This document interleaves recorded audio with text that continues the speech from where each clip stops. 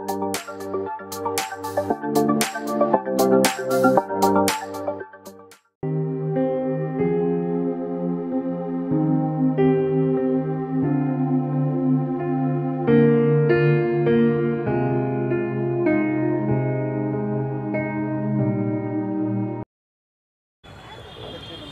ठिकाणामध्ये जमण्याचा जर आमचा हेतू काय असेल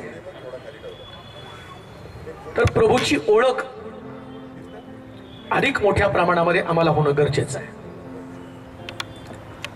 या पृथ्वी तलावरती आम्ही राहत आहोत, परंतु जसं प्रभू येशू ख्रिस्त पृथ्वी तलावरती आल्यावर येशूचे शिष्य धार्मिक लोक, त्यानंतर निकोदेमस सारखा एक परुषी येशूला जाऊन एक प्रश्न विचारतो की स्वर्ग राज्यात जाण्यासाठी मला नेमकं काय करावं लागेल। जो लोकांना शिकवतो, धर्मशास्त्र सांगतो, धर्माचा गाढा अभ्यास करणारा व्यक्ती, परंतु एक प्रश्न अनुत्तरित ज्याचं उत्तर शोधण्यासाठी तो रात्रीच्या समयी येशूकडे गेला। धर्मशास्त्र शिकवणं आणि स्वर्ग राज्य या दोन गोष्टींची सांगड घालणं त्याला जमलंच नाही। धर्मशास्त्र शिकवतोय, अभ्यास करतोय, आणि प्रभू येशू ख्रिस्त आल्यावरती त्याच्या मनाला एक चुटपुट लागली, मी हे सगळं करतोय पण मला स्वर्ग कसा मिळणार आहे। पहा, धर्मशास्त्र शिकणं, धर्मशास्त्र त्याच्याविषयी बोलणं, या गोष्टी आणि स्वर्ग राज्य हे सगळं वेगळं आहे, सगळं वेगळं आहे। आणि प्रभू येशू ख्रिस्त या पृथ्वी तलावरती आल्यावर त्यानं सुद्धा या गोष्टीला छेद लावून टाकला। तो शास्त्री पुरुषांना म्हणतो, सभास्थानामध्ये चव्हाट्यावरती उभं राहून लांब लांब झगे घालून लोकांकडनं सलाम करून घेण्यामध्ये तुम्हाला धन्यता वाटते। ज्या लोकांनी आतापर्यंत लोकांना देव समजावून सांगितला, स्वर्गातल्या देवाविषयीची माहिती सांगितली, पण प्रभू येशू ख्रिस्त पृथ्वी तलावर येऊन तो या सगळ्या गोष्टी खंडित करून टाकतो। बप्तिस्मा करणारा योहान त्यांच्याकडे पाहून म्हणतो, अरे चुना लावलेल्या थडग्यांनो, येशू ख्रिस्त या धार्मिक लोकांना म्हणतो, तुम्ही बाहेरून वाटी साफ करता पण आतमधनं वाटी साफ नाही। वा, किती आमचं बाह्यकारी जीवन जे आम्हाला वाटतं ना, त्याच्याकडे आम्ही एवढा फोकस केला, एवढा फोकस केला, नेमकी आंतरिक शुद्धता, आंतरिक शुद्धता। म्हणून मत्त्याच्या शुभवर्तमानाच्या 5व्या अध्यायामध्ये डोंगरावरच्या प्रवचनामध्ये तो म्हणतो, जे अंतःकरणाचे शुद्ध ते धन्य ते देवाला पाहतील। सगळ्यात मोठी गोष्ट कोणती? ही अंतःकरणाची शुद्धता। आणि ती होणार कशी काय? अंतःकरणाची शुद्धता। मग पृथ्वी तलावरती आल्यावर येशूनं जर पहिलं काम काय केलं असेल तर प्रत्येक व्यक्तीच्या मनाच्या शुद्धतेचं काम केलेलं आहे। आणि बघा, देवाच्या पुत्राला एकाला सुद्धा ओळखता आलं नाही, एकाला सुद्धा नाही हो। कोण होते क्रुसावरती देणारे लोक? धार्मिक लोक। येशूच्या जन्माच्या वेळेस ज्ञानी लोक त्याचा शोध घेत हेरोदाकडे आले आणि हेरोदाला प्रश्न करायला लागले, राजाचा जन्म या राजवाड्यामध्ये झाला का? का तर आकाशामध्ये तारा पाहिला, असं लिहिलं। हेरोदानं सुद्धा काय केलं तर हेरोदानं सगळे धार्मिक लोक एकत्र केले आणि विचारलं, अशा कोणत्या मसीहाचा जन्म व्हायचा होता का? आणि त्यानं पण शास्त्र शोधून काढलं, धार्मिक लोकांनी शास्त्र शोधलं। बरं, शास्त्र शोधून नेमकं त्यांनी काय साध्य केलं? त्या हेरोदानं येशूचा शोध घेऊन त्याला मारण्यासाठी फरमान काढलं। म्हणजे शास्त्राचा शोध कशासाठी? काय शास्त्राचा फायदा झाला? म्हणूनच म्हटलं की जर प्रभूला पाहायचं, देवाला ओळखायचं, तर पहिल्यांदा हृदय शुद्ध होणं फार गरजेचं आहे। हृदय शुद्ध कसं होणार? हृदय शुद्ध। आणि या पृथ्वी तलावर कोण शुद्ध हृदयाचे लोक आहेत? असे असंख्य प्रश्न आमच्या समोर आहेत। आणि येशू ख्रिस्त जेव्हा त्याचा जन्म या पृथ्वी तलावरती झाला, त्याच्या जन्माच्या द्वारे त्यात अनेक सिद्धांत त्यांनी सांगितले, अनेक सिद्धांत.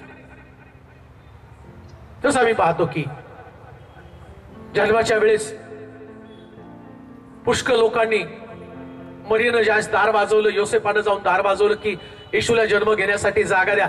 सगळ्यांनी दार बंद केली आणि मग गाईच्या गोठ्यामध्ये प्रभू येशू ख्रिस्ताचा जन्म झाला.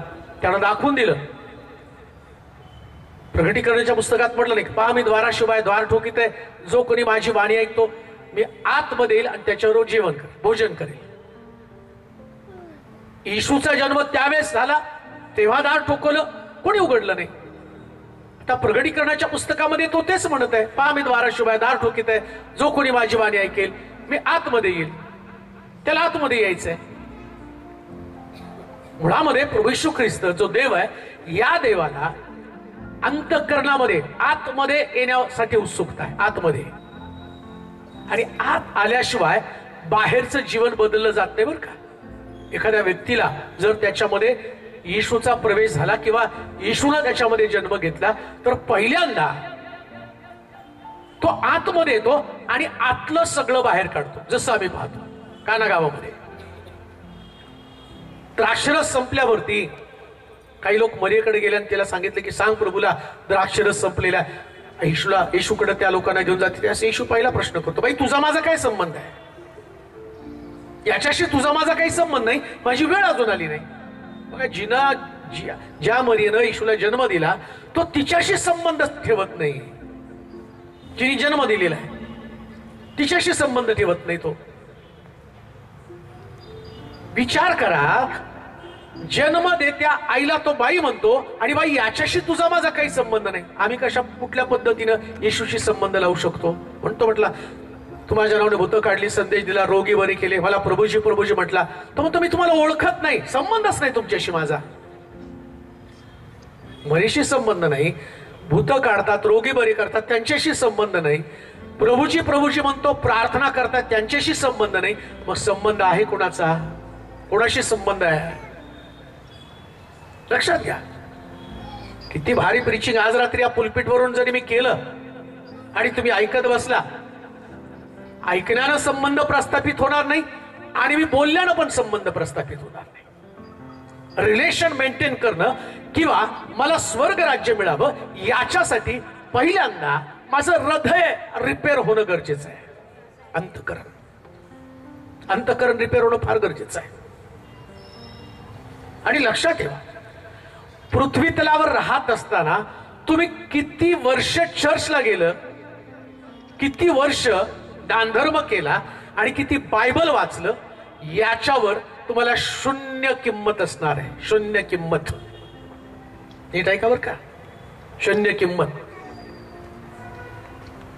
बौद्ध धर्मशास्त्र देहाला शिणवतं, बरं ते सोडून द्या. डोंगरावरती प्रभू येशू ख्रिस्तानं जेव्हा 40 दिवस उपास करून सैतानानं त्याला डोंगरावरती नेलं आणि सैतानानं बायबल मधले प्रश्न येशू समोर टाकले. हो, बायबल मधली वचन, हो, एक एक वचन काढून त्याने ठेवलं. त्या धोंड्याला भाकर होण्याची आज्ञा कर. येशूनं पण वचन काढलं, त्याला सांगितलं मनुष्य केवळ भाकर नव्हे तर देवाच्या मुखातनं निघणाऱ्या प्रत्येक वचनानं जगेल. युद्ध वचनावर चालू होतं. आता विचार करा, सैतानाला अख्खं बायबल पाठ आहे, मग तुमच्या बायबलचं काय संबंध आहे तिथं? ऑलरेडी त्याला बायबल पाठ आहे. तुमचं बायबल पाठांतर पण तुम्हाला सांगत नाही की तुमच्या येशूची कनेक्टिव्हिटी आहे. मुळीच नाही प्रिया. प्रश्न तो नाहीच आहे. जेवढं बायबल माहितीये त्याच्यातलं पाळलं किती याच्यावर जजमेंट आहे. किती वाढलं? अहो, शास्त्रात असं लिहिलंय, एका गालात मारली तर दुसरा गाल पुढं कर. हे शास्त्रात लिहिलेलं आहे. एका गालात मारली दुसरा गाल पुढं कर. मग आता जर तुम्ही बघितलं तर आपल्या समाजाची व्यवस्था याच्यापेक्षा बिघडलेली. हे दुसरी एकमेकाची गाल शोधायला लागलेत, मारायला. इकडं जर तुम्ही बघितलं, पालन करायला कोण नाही, प्रीचिंग करायला तुम्हाला हजारो लाखो वक्ते सापडतील. प्रश्न तो नाही. आम्हाला आमच्या स्वतःच्या अस्तित्वाची जाणीव निर्माण व्हायला. मी कोण आहे, मी कोण आहे. आणि जोपर्यंत मी कोण आहे हे सापडलं जात नाही तोपर्यंत मी प्रभूच्या जवळ कधी जाऊ शकत नाही. आज माझा विषय तो नाही, परंतु कुठंतरी आम्हाला स्वतःला हलवायचंय, कुठंतरी आम्हाला स्वतःला तपासायचंय. कशासाठी तपासायचंय? की जेव्हा आमची तपासणी होईल, तसंच वचनामध्ये दिलं, मने मने तकेलू पारसीन, राजा मी तुला तागडीमध्ये तोललं आणि तू पुन्हा भरलेला आहे. नारायण वामन टिळक ज्या व्यक्तीनं एवढी सुंदर गीतं दिली, गीतांचा संग्रह दिला, पण ते एका गीतामध्ये म्हणतात, पुष्कळ अजूनही उन्हा प्रभू मी, पुष्कळ अजूनही उन्हा. पौल जो 3 स्वर्गामध्ये गेला तो म्हणतो मी एवढ्यात पूर्ण झालो असं नाही, तर जगातला सगळ्यात मोठा पापी मी आहे. हे गोष्टी त्या लोकांकडे होत्या ज्यांनी स्वर्ग राज्य जाण्यासाठी रोज प्रयत्न करत होते. पण आमचा प्रॉब्लेम काय माहिती का? आम्ही स्वर्गामध्ये जाण्यासाठी प्रयत्न करण्याच्या ऐवजी आम्ही स्वतःला इतकं काही बंदिस्त करून ठेवलं आणि आम्हाला असं वाटतं काही केलं तरी मी स्वर्गामध्ये पोहोचणार आहे. आज रात्री पहिल्यांदा स्वर्ग राज्याची कल्पना आमच्या डोक्यामध्ये असताना या कल्पने संबंधानं आम्ही विचार केला पाहिजे. आम्ही आमच्या जीवना संबंधाने विचार केला पाहिजे आणि आमचं मन, आमचं अंतःकरण शुद्ध करण्याचा प्रयत्न केला पाहिजे. आज एक गोष्ट आम्ही पाहणार आहोत. या पृथ्वी तलावरती राहत असतात सैतानाचं प्रमुख अस्त्र काय माहिती का? लोकांना एका भीतीमध्ये अडकून ठेवायचं. तुमच्यामध्ये भीती असावी आणि भीतीच्या जीवनामध्ये राहत असताना तुम्ही स्वर्गाकडे लक्ष देऊ नये, तुम्ही देवाकडे लक्ष पुरवू नये. देव राज्य तुमच्या डोक्यातनं निघून गेलं पाहिजे. तुम्ही बघा, प्रभू येशू ख्रिस्त ज्या जन्माला आला त्या जन्माची पहिली वार्ता काय असेल तर भिवू नका. का पहिल्यांदा हा शब्द वापरला, भिवू नका? देवदूत स्वर्गामधनं खाली आले आणि खाली आल्यावर जे पहिला शब्द त्यानं या जगाला दिला आणि त्या शब्दासंबंधानं म्हटलं भिवू नका. आज तुमच्यासाठी दाविदाच्या नगरामध्ये तारणारा जन्मलेला आहे.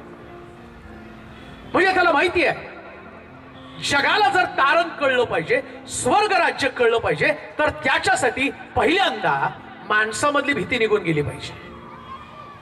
आज मनुष्य देवाकडं का वळू शकत नाही? तर त्याच्यामध्ये काहीतरी, कुठली तरी त्याच्यामध्ये भीती, मग रोगाची असेल, परिवाराची असेल, नोकरीची असेल, स्वतःविषयीची असेल, समाजाविषयीची असेल, मरणाची भीती असेल, एक वेगवेगळ्या प्रकारच्या भीती आहेत. पण या भीतीचा परिणाम काय होतो माहिती का? त्यानं देवाला भिण्याच्या ऐवजी तो परिस्थितीला भीत राहतो आणि याच्यामुळं देवावरचा त्याचा विश्वास कमकुवत होतो. देव समजत नाही त्याला, देवच त्याला समजत नाही. आता आम्हाला भीतीपासून आमची सुटका व्हायला पाहिजे. म्हणून पहिली सुवार्ता जी होती आणि त्याला म्हटलं भिवू नका. येशू ख्रिस्त पुनरुत्थित झाला आणि पुनरुत्थानानंतर येशूनं शिष्यांना सुद्धा दर्शन दिल्यावर पहिला शब्द कोणता वापरला तर भिवू नका. ऐका, आणि आत्ता जगाला जर खरा देव समजायला पाहिजे तर त्यानं भयापासून स्वतःची सुटका केली पाहिजे. परंतु आम्हाला भयच कळत नाही ना, काय भय आहे आणि त्या भीतीच्या छत्राखाली आम्ही कसं वावरतो. एक वचन वाचा म्हणजे तुम्हाला समजेल. उत्पत्तीचं पुस्तक त्याचा 15वा अध्याय 1 आणि 2 वचन. उत्पत्ती 15 1 आणि 2 वचन. हा कोणाकडे आहे का माईक? या गोष्टी घडल्यावर अब्रामास दृष्टांतात परमेश्वराचं वचन प्राप्त झालं. ते असं अब्रामा भिवू नको, मी तुझी ढाल आहे, तुला मोठे प्रतिफळ मिळेल. अब्राम म्हणाला, हे प्रभू परमेश्वरा, तुम्हाला काय देणार? मी तर निसंतान जाणार आणि दिमिश्की एबेनेझर माझ्या घराचा मालक होणार. बस. आता सगळ्यात मोठा विश्वासणाऱ्यांचा बाप, शास्त्रामध्ये असं म्हटलं की धोंड्यापासून अब्रामाची संतती निर्माण करेल. या अब्रामाला असं म्हटलं अब्राम, इसाक, याकोब यांचा देव. सगळ्यात टॉपला कोण आहे तर अब्राम. का? आमचं नाव ना शास्त्रात आहे, आमचं नाव ना चर्च मध्ये चांगलं आहे, आमचं नाव ना समाजामध्ये ना नातेवाईकांमध्ये चांगलं आहे. आम्ही पाहतो अब्राहम जो आहे तो देवाच्या दृष्टिकोनातनं सगळ्यात टॉपचा व्यक्ती, आणि त्याच्यामध्ये भीती. हो, काय भीती त्याची? बघा, या अब्राहमाला देवानं हाक मारली, त्यास असं म्हटलं की तो मूर्त्या बनवणार होता, एक मूर्तिकार होता, आणि त्याचं कामकाज अतिशय चांगल्या पद्धतीने चाललं. त्याचं कुटुंब, त्याचा परिवार, त्याचे वडील, त्याचा पुतण्या, हे सगळे अतिशय चांगल्या पद्धतीने त्याचा व्यवहार चाललेला आहे. अशा परिस्थितीमध्ये देव त्याच्याशी बोलला आणि त्याला म्हटला, मी सांगतो त्या देशामध्ये माझ्या मागे चल. बरं, तो निघाला, वाणी ऐकून निघाला. आणि असं करता करता देवाची वाणी ऐकल्या कारणानं असं लिहिलं शास्त्रामध्ये, देवानं त्याला इतकं संपन्न केलं की त्याच्याकडं इतकी मालमत्ता झाली. आता लोट आणि त्याच्या अब्रामाला, त्याच्या गुराख्यांना आणि त्या कोणाला एकत्र राहता येणं एवढी त्याची संपत्ती वाढली. आता सगळ्यात मोठा प्रश्न जगण्यासाठी आवश्यक आहे संपत्ती. संपत्तीची आवश्यकता आहे. हो, पैसा नसेल तर नाही जगता येणार, संपत्ती पाहिजे. माणूस या दिवसामध्ये आज त्याच्या समोर सगळ्यात मोठा प्रश्न पोट कसं भरायचं, त्याची भीती त्याला आहे. जोपर्यंत पोट भरलं जात नाही, जोपर्यंत गरजा पूर्ण होत नाही, तोपर्यंत देव, धर्म, आध्यात्मिक जीवन, शरीर या गोष्टीचा विचार तो करू शकत नाही. आज आम्ही पाहतो इतकं काही मनुष्यानं आपल्या असणाऱ्या गरजेला महत्व दिलेलं की त्याला आत्मिक जीवनाची काळजी नाही. आत्मिक जीवनाची काळजी येशू ख्रिस्ताने ते सांगितलं नाही का पृथ्वी तलावर राजाच्या मुलाचं लग्न निघालं, निमंत्रण पाठवलं सगळ्याला, आणि निमंत्रण पाठवल्यानंतर प्रत्येकानं वेगवेगळं कारण सांगितलं. कोणी म्हटलं मी शेत घेतलं, कोणी म्हटलं मी आता लग्न करून आलो, कोणी म्हटलं बैल जोडी घेतली. सगळ्यांनी सगळ्या कारण सांगितली. आणि मग येशू ख्रिस्त म्हणतो की त्या राजानं काय केलं, तो म्हटलं रस्त्यावरती जा, लुळे, लंगडे, फांगळे, आंधळे, गरीब, भिकारी, भुकेले लोक यांना बोलून घेऊ द्या. प्रश्न तोच आहे. आज आम्ही आमच्या कामकाजामध्ये, आमच्या परिवारामध्ये, आमच्या प्रॉपर्टीमध्ये इतका व्यस्त झालेलो, त्या गोष्टीपेक्षा आम्ही आत्मिक गोष्टीला कधीच महत्व दिलेलं नाही. आमच्या परिवाराला महत्व दिलेलं, आमच्या प्रॉपर्टीला महत्व दिलेलं, पत्नीला, पतीला, लेकरांना. कोणी सुद्धा विचार करताना हा विचार करत नाही, आज जर मेलो, माझी लेकरं मला कबरेत टाकतील, माझी पत्नी मला कबरेत टाकेल, आणि स्वर्ग राज्याचं काय? स्वर्ग राज्य म्हणजे भीती कशाची माहिती का?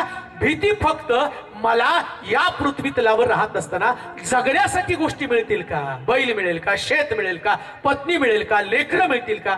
पण कोणाला सुद्धा भीती नरकाची नाही किंवा स्वर्ग राज्याची भीती नाहीये. आणि स्वर्ग राज्याची भीती जर असती ना, लक्षात घ्या, अब्रामाकडे सगळं होतं, देवाच्या शब्दाला त्यांनी किंमत दिली आणि प्रभूच्या मागे तो चालला, संपन्न झाला. का देऊ नाही का? संपन्नता ही देवाच्या लोकांना त्याच्या मागे चालल्यावर आपोआप मिळते. आमीन म्हणाल का?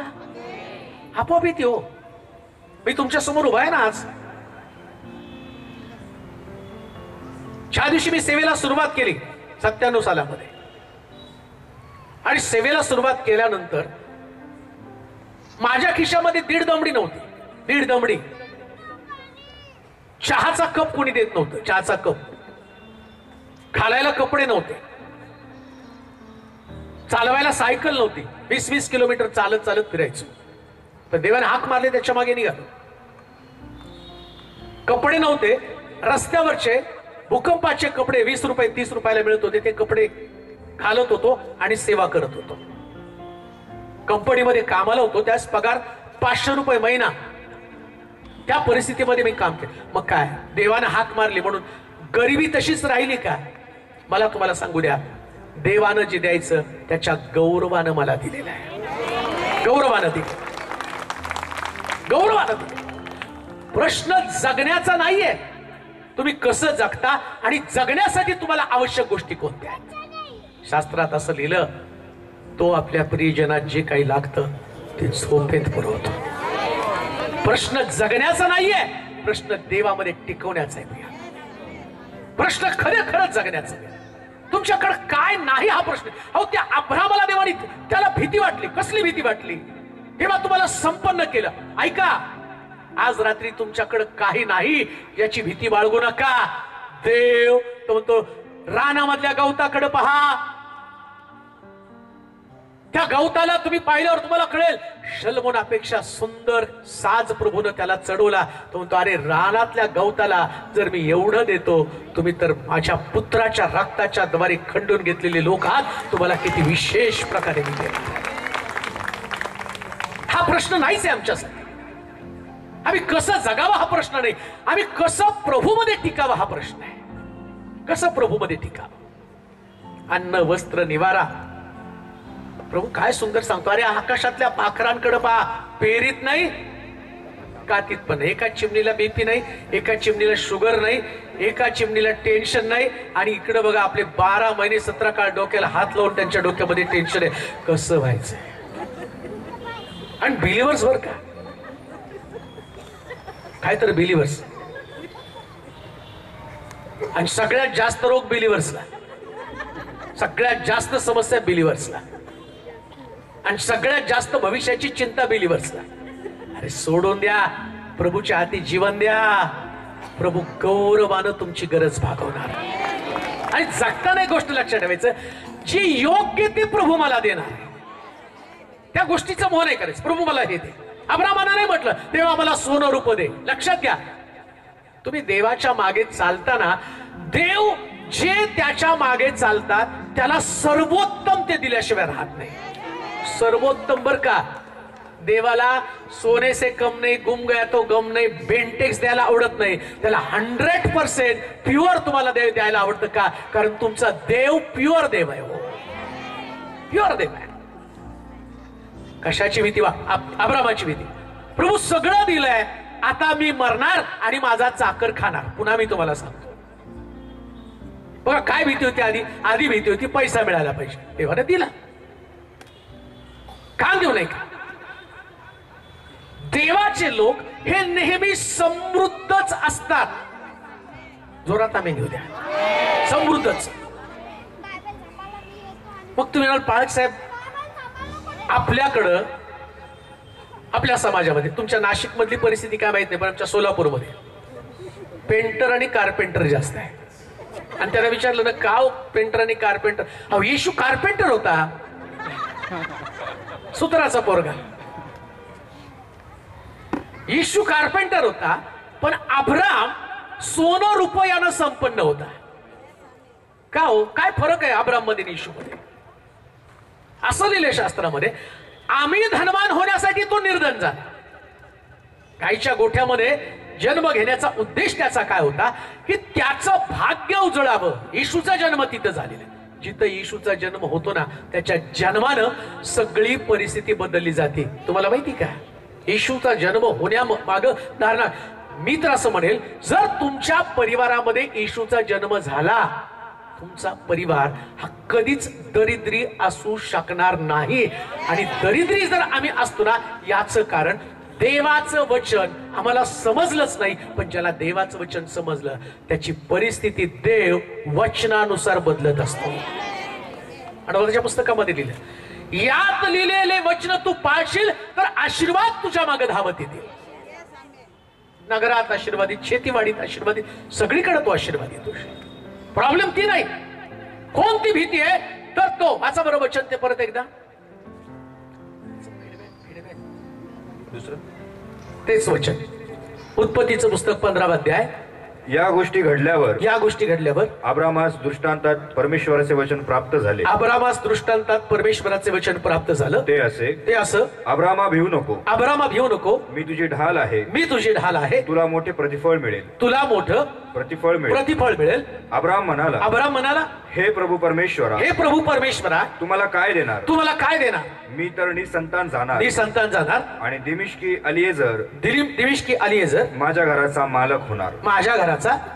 आता एक गोष्ट मी तुम्हाला सांगतो, देवाच्या मार्गामध्ये चालताना पहिल्या गोष्टीला पहिलं स्थान द्यायचं. आता बघा, अब्राम ज्यावेळेस हे वचन बोलतो त्यावेळेस तो 80 वर्षाचा झालेला आहे.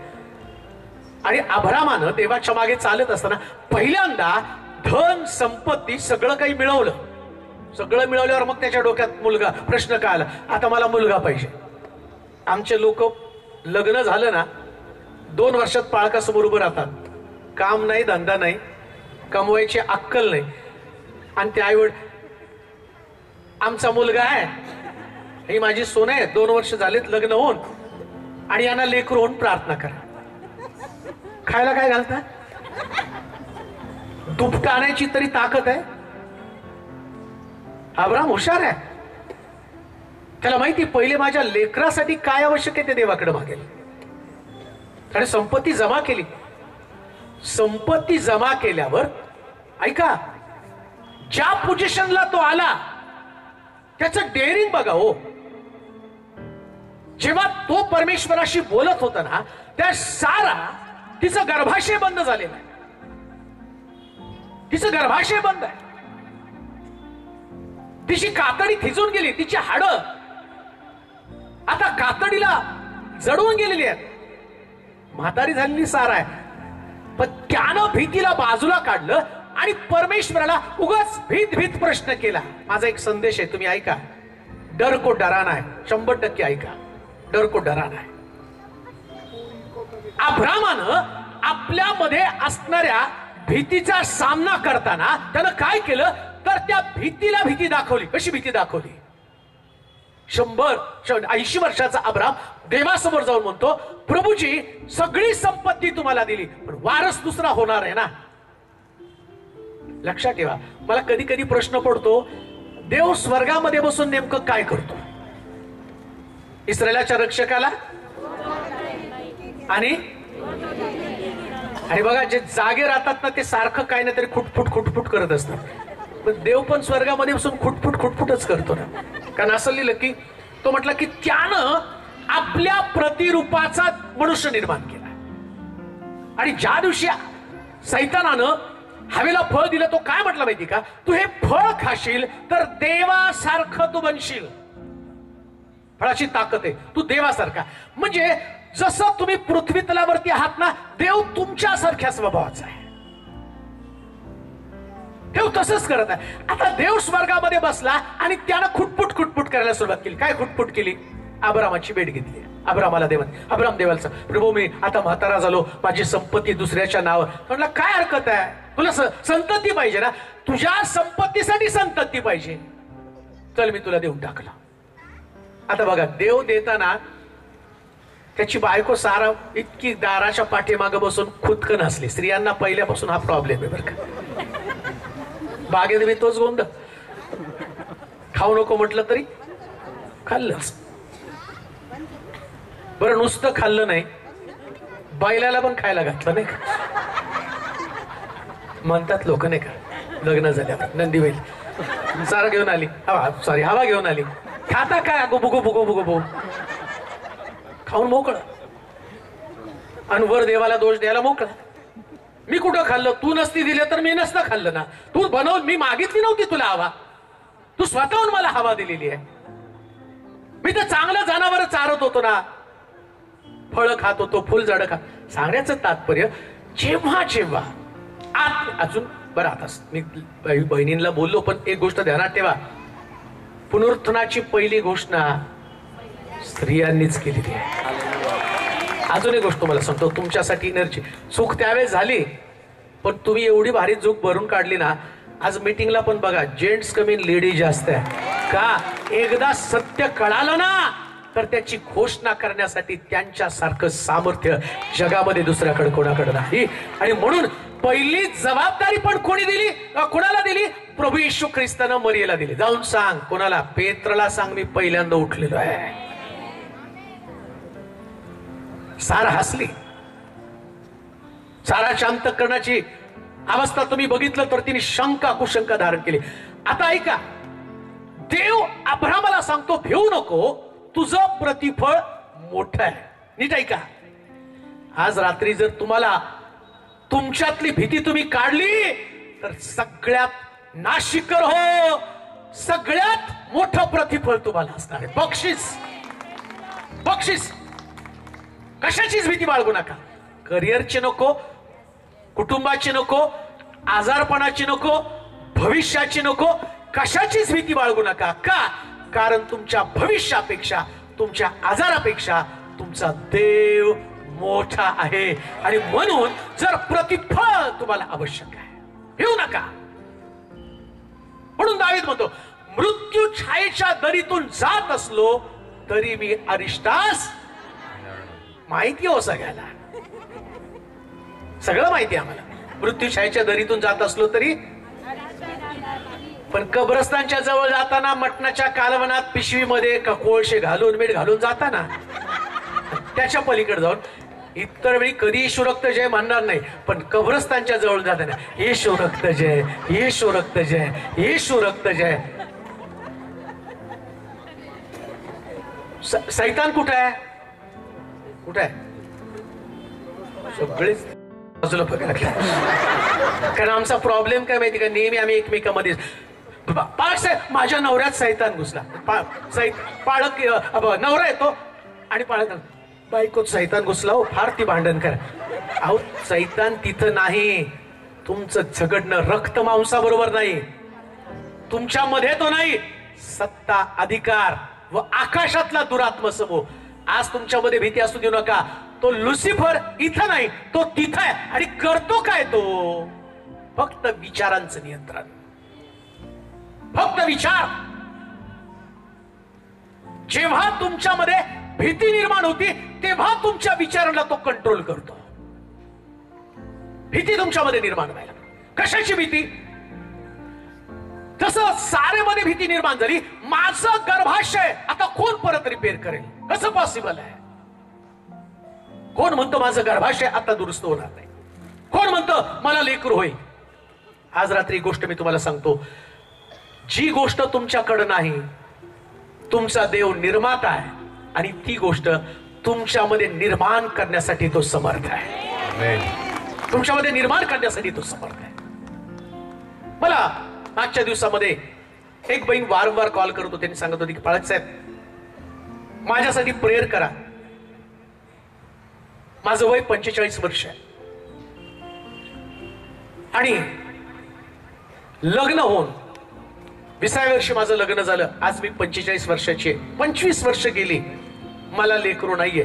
पण तुमचे अनेक संदेश ऐकले, त्या साक्षी ऐकल्या, त्या साक्षीमध्ये तुम्ही पुष्कळ लोकांसाठी प्रार्थना केली आणि मग त्यांना लेकरं झाली.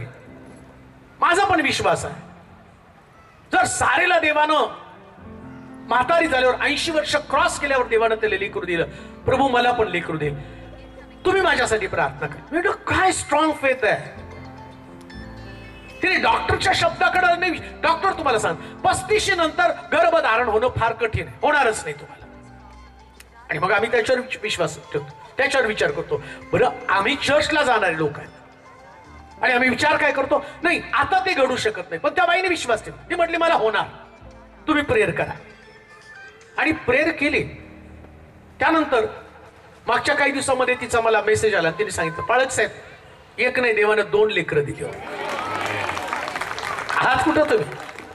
कशाची भीती? मी म्हणतो तुमचं एजवर पण तुम्ही विश्वास ठेवू नका. डॉक्टरच्या रिपोर्ट्स बरोबर तुम्ही विश्वास ठेवू नका. लक्षात घ्या, जी गोष्ट दिसते ती का दिसती माहिती का? कारण ती दिसणारी गोष्ट तुमची साक्ष बनावी. सारेचं गर्भाशय मृत आहे ना, ही तिची साक्ष बनायला पाहिजे. का तर येणारे जे तरुण पिढी आहे, या तरुण पिढीला देवानं विश्वासामध्ये मजबूत करावं. आणि प्रभू प्रार्थना ऐकतो, प्रभू अनुग्रह करतो. त्याच्या बरोबर चालताना मिळणारे ते आशीर्वाद त्यांना अनुभवायला मिळतात. कान देऊ नये का? अब्रामाची भीती देवानं घालवली. आणि आज रात्री मी तुम्हाला सांगतो, इथं जे लोक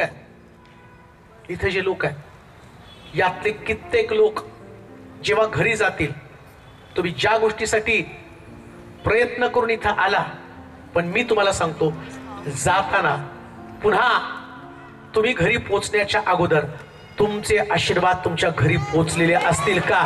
कारण माझ्या देवानं याच्यासाठीच मला नाशिकमध्ये पाठवलेले, याच्यासाठीच पाठवलेले. काळजी करू नका. सर्व काही बदलण्याची ताकद त्याच्यामध्ये, सर्व परिस्थिती बदलण्याची ताकद आहे. अब्रामाला तो सांगतो तसं होणार नाही.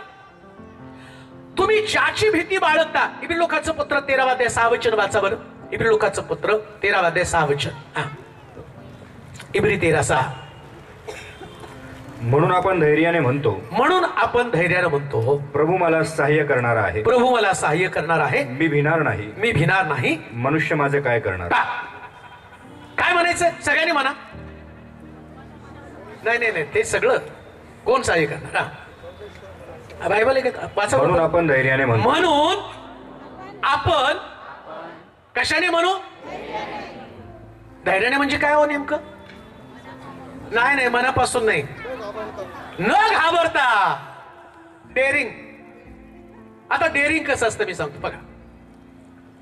मी ज्यावेळेस सोलापूरमध्ये आलो आणि सोलापूरमध्ये आल्यावरती मला बायबल कॉलेज मी केलं नाही बरं का, पाळकाचा कुठला कोर्स केला नाही. मी एमकॉम झालो होतो. 12वीला असताना प्रभूनं मला एक दृष्टांत दिला होता. स्वप्न सारखं मला पडायचं. एक ठिकाण आहे जिथं आता मी चर्च बांधले, त्या ठिकाणामध्ये रेल्वे स्टेशन आहे आणि त्या रेल्वे स्टेशनच्या जवळ ऑइलचे टँक होते आणि ते मोकळं ग्राउंड होतं. तिथं एक पॉलिटिशियनची सभा होती. त्या सभेला मी आणि पास्टर महाडकर जे माझे पाळक आहेत आणि आम्ही दोघं जण त्या ठिकाणामध्ये गेलो. मग त्या सभेला पुष्कळ गर्दी जमली आणि गर्दी जमल्यावरती खूप लोक आले आणि नेमका पॉलिटिशियन आला नाही. मग तिकडचे सगळे लोक जमा झाले. त्याने आमच्या पास्टरकडे आले आणि त्यांना म्हटले की पहा, आम्ही ज्या पॉलिटिशियनला बोलवलं होतं ते आले नाहीत, तर तुम्ही काहीतरी तुमच्या धर्माचं थोडंसं सांगा. आणि मग ते पाळक मला म्हटले की बघ बाबा, एवढी गर्दी आलेली आहे आणि तुला बोलायचंय. म्हटलं मी कसं बोलणार, तुम्ही एवढे नावाजलेले वक्ते, तुम्ही बोलायचंय. म्हटलं नाही, इथं तुला बोलायचंय. आणि मग आमच्या दोघांचं चाललं, तुम्ही बोला मी बोला. मग मी बोलायला लागलो आणि लोकांचं मनामध्ये कार्य घडायला लागलं आणि ते स्वप्न मला सारखं पडायला लागलं. मी जाऊन त्या माझ्या पाळकाला सांगितलं, 12वीला होतो मी त्यावेळेस. ते म्हटलं नाही, देव तुला एका ठिकाणात घेऊन जाणार आहे आणि तिथं तुला सेवा करायची. आणि मग ते स्वप्न मी विसरून गेलो. मग बरेच वर्ष 95 मध्ये काहीतरी मी एक लग्न होतं, त्या लग्नासाठी सोलापूरमध्ये आलो. माझं नुकतंच ग्रॅज्युएशन झालं होतं आणि त्या लग्नामध्ये मला घेऊन गेले. ते म्हटले चल प्रीचिंगला. मी गेलो ते प्रीचिंगला आणि प्रीचिंगला गेल्यावरती तरुण लेकरांचा लोंडा, नर्सेसचा लोंडा माझ्या मागं आणि 15 दिवस सतत प्रार्थना प्रार्थना प्रार्थना प्रार्थना. लोक रडायला लागले, पश्चाताप करायला लागले. मला बायबलचं ग म्हणता ख माहित नव्हतं, पण मी प्रीचिंग करत होतो आणि त्याच्यामध्ये अनेक लोकांचं जीवन बदलत गेलं. मग मी माझ्या गावी परत आलो. मी कंपनीत कामाला होतो आणि मग प्रभू म्हटलं तुला हे सगळं सोडायचं. मी सोडून सोलापूरमध्ये आलो. 17 वर्ष अशी कठीण सेवा केली. त्या सेवेमध्ये ना मला कपडे मिळत होते, ना खायला नीट मिळत होतं, ना चांगलं लिहायला नीट मिळत होतं. एवढंच नव्हे तर चर्चचं भाडं भरण्यासाठी सुद्धा माझ्याकडे पैसे नव्हते. पण मी एक गोष्ट धैर्यानं बोललो की प्रभू मला एक सुंदर ठिकाणी जागा देणार आहे, जे मला स्वप्न प्रभूनं. आणि नेमकं त्या ठिकाणी जिथं जागा होती ना, ज्या जागेचा दृष्टांत प्रभूनं मला दिला होता, मी आल्या मंडळीला सांगितलं की असा असा दृष्टांत प्रभूनं मला दिलं. तिथला जागेचा मालक आमच्याकडे, जिथं आता मी चर्च बांधतोय त्या जागेचा मालक आमच्याकडे आला. बांधलेला आहे पण आता एक्सटेंड करतोय. मग तो जागेचा मालक आमच्याकडे आला. म्हटलं तुम्ही चर्चला जागा शोधताय असं कळलं. म्हटलं होय. म्हटलं आमची जागा तुम्ही घ्या. आम्ही गेलो, बघितली जागा. त्या जागेवरती जाऊन प्रार्थना वगैरे केली. म्हटलं ठीक आहे, मी तुमची जागा घेतो. मग त्याच्या समोरचा मी प्रार्थना केली. म्हटलं झालं का तुमचं. म्हटलं होय. म्हटलं चला आता बैठकीला बसू. म्हटलं कसले. नाही तुम्ही आता जागेचे पैसे द्यायचे. म्हटलं पैसे नाही. ते तोड बघितलं माझं. पैसे नाही मंत्र मारून मोकळं का तुम्ही. तुम्ही माझ्या जागेवर मंत्र मारलं, तुमच्या धर्माचं केलं, आता ती जागा कोण घेणार आहे. म्हटलं घेतो. आणि मला माहित नव्हतं तो जागेचा मालक तो गुंड आहे, त्याच्याकडे पिस्तूल होती. मग मला नंतर ते झालं, ज्यांनी मध्य घ्या नाही तर पिस्तूल आहे त्याच्याकडे. त्याला म्हटलं 1 महिन्यात, माझ्याकडे 1 रुपया नव्हता बरं का. त्याला म्हटलं 1 महिन्यामध्ये तुझे सगळे पैसे मी देतो. 1 महिन्यामध्ये.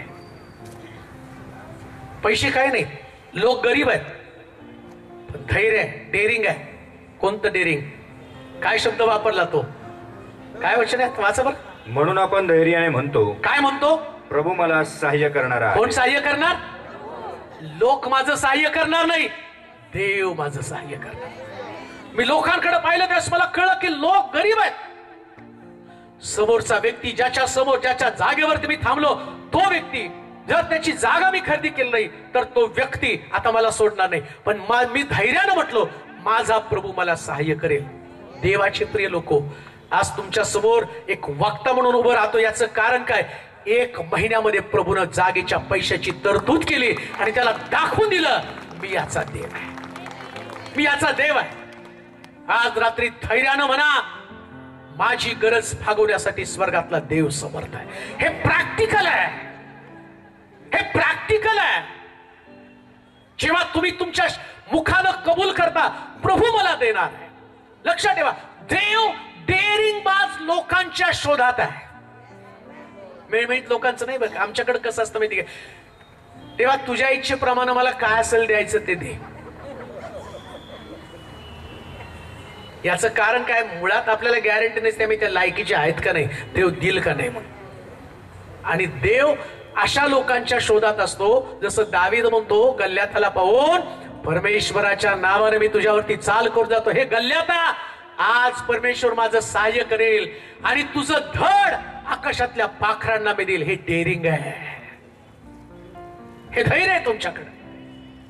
मेळमेळी जीवन जगू नका.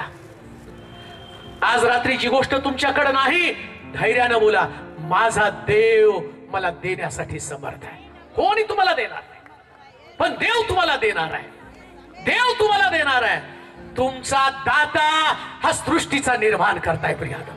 तुमचा दाता या सर्व प्रकारच्या सामर्थ्यानं परिपूर्ण आहे. त्याच्याकडे ना तुमच्या बॉडी संबंधीचे विचार लक्षात घ्या. तुम्ही तुमच्या कुठल्याच अवयवाकडे पाहू नका.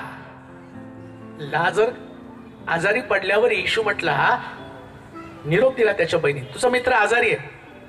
आणि येशू मुद्दामून त्यानं टाळलं. 4 दिवसांनी पोहोचला, सावडायला पण नाही गेला. 3 दिवसांनी 4 दिवसांनी पोहोचला. आणि मग तो म्हटला चला कबरीकडे मला घेऊन. त्याची बहीण म्हणते अहो त्याचा वास येईल.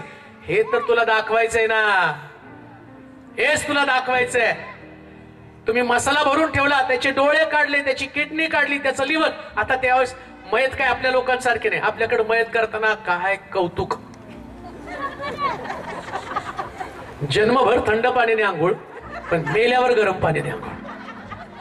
आणि ते आंघोळ घालताना सुद्धा काय म्हणतात, नाही पाणी लय गरम आहे, जरा थंड करा नाही तर त्याला चटके. आता काय चटके बसणार आहे. आणि त्याच्यापेक्षा डेंजर कब्रस्तानामध्ये डोक्याकडनं न्या, पायाकडनं न्या, रिटर्न येणार आहे तो. कुठली दिशा काय? अहो तो आतमध्ये पडल्यावरती त्याला किडे निवांत खात बसणार आहे. त्याची ती पार्टी आहे. प्रॉब्लेम तुमच्या बॉडीचा नाही, प्रॉब्लेम आत्म्याचा आहे. एक वचन वाचा म्हणजे तुम्हाला समजेल. लुकाचं शुभवर्तमान 12वा अध्याय 4 आणि 5 वचन. लुकाचं शुभवर्तमान 12वा अध्याय 4-5 वचन काय म्हटले बघा बरं. लुकाचं शुभवर्तमान 12वा अध्याय 4 आणि 5 वचन. माझ्या मित्रांनो, मी तुम्हाला सांगतो जे शरीराचा वध करीतात, शरीराचा वध करतात, पण त्यानंतर ज्यांना आणखी काही करता येत नाही, आणखीन काही करता येत नाही, त्यांची भीती बाळगू नका. कोणाची भीती? जे शरीर, तुम्ही नेहमी शरीराचा विचार करता, सगळं शरीरा संबंधानं, शरीरासाठी जगतोय आम्ही. एक व्यक्ती मेला, का देवानं प्रार्थना ऐकली नाही? तो का व्यक्ती मेला? साहेब तुम्ही प्रार्थना केली आणि तो आमचा माझा मामा, माझा काका, माझा नवरा, माझे पती, माझी पत्नी, माझे लेक नाही, तुम जिवंत आहे, तो नाही राहील जिवंत राहिला. अरे येशू ख्रिस्त क्रुसावरती मेला ना. तो म्हटला ना होईल तर हा प्याला मजपासून टोळ. त्याला कुठं मरण आवडत होतं येशूला? मरण ज्यास त्याला समजलं, यातना त्याला समजल्या, त्यास तो म्हटला हा प्याला माझ्यापासून टळू दे. मरणाचा विचार येशू ख्रिस्ताला अस्वस्थ करत होता. अजूनही तुम्हाला सांगतो, जेव्हा मरण हा शब्द, किंवा त्या रात्री त्याला माहिती होतं की कशा पद्धतीने तो मरणार आहे. अहो तुम्ही ते सगळं ऐकता, पण तुम्हाला त्यातलं गांभीर्य कधी कळत नाही. शरीरामधनं खामाचं रक्त, खांब पडावा तसं त्याचं रक्त, काय प्रेशर होतं मरणाचं त्याला. आणि म्हणून तो प्रार्थना करतो, हा प्याला टळू दे, हे मरण टळू दे. पण काय प्रार्थना करतो? माझ्या इच्छेप्रमाणे नको. हे जगण्यातलं तत्व आहे. शरीराचा नाश करणाऱ्या लोकांना भिवू नका. तुमचा आत्मा सार्वकालिक जीवनामध्ये ज्याला टाकण्याचा अधिकार आहे त्याची भीती बाळगा. प्रश्न शरीराचा नाही, प्रश्न आत्म्याचा आहे. शरीराचा नाही, आत्म्याचा आहे.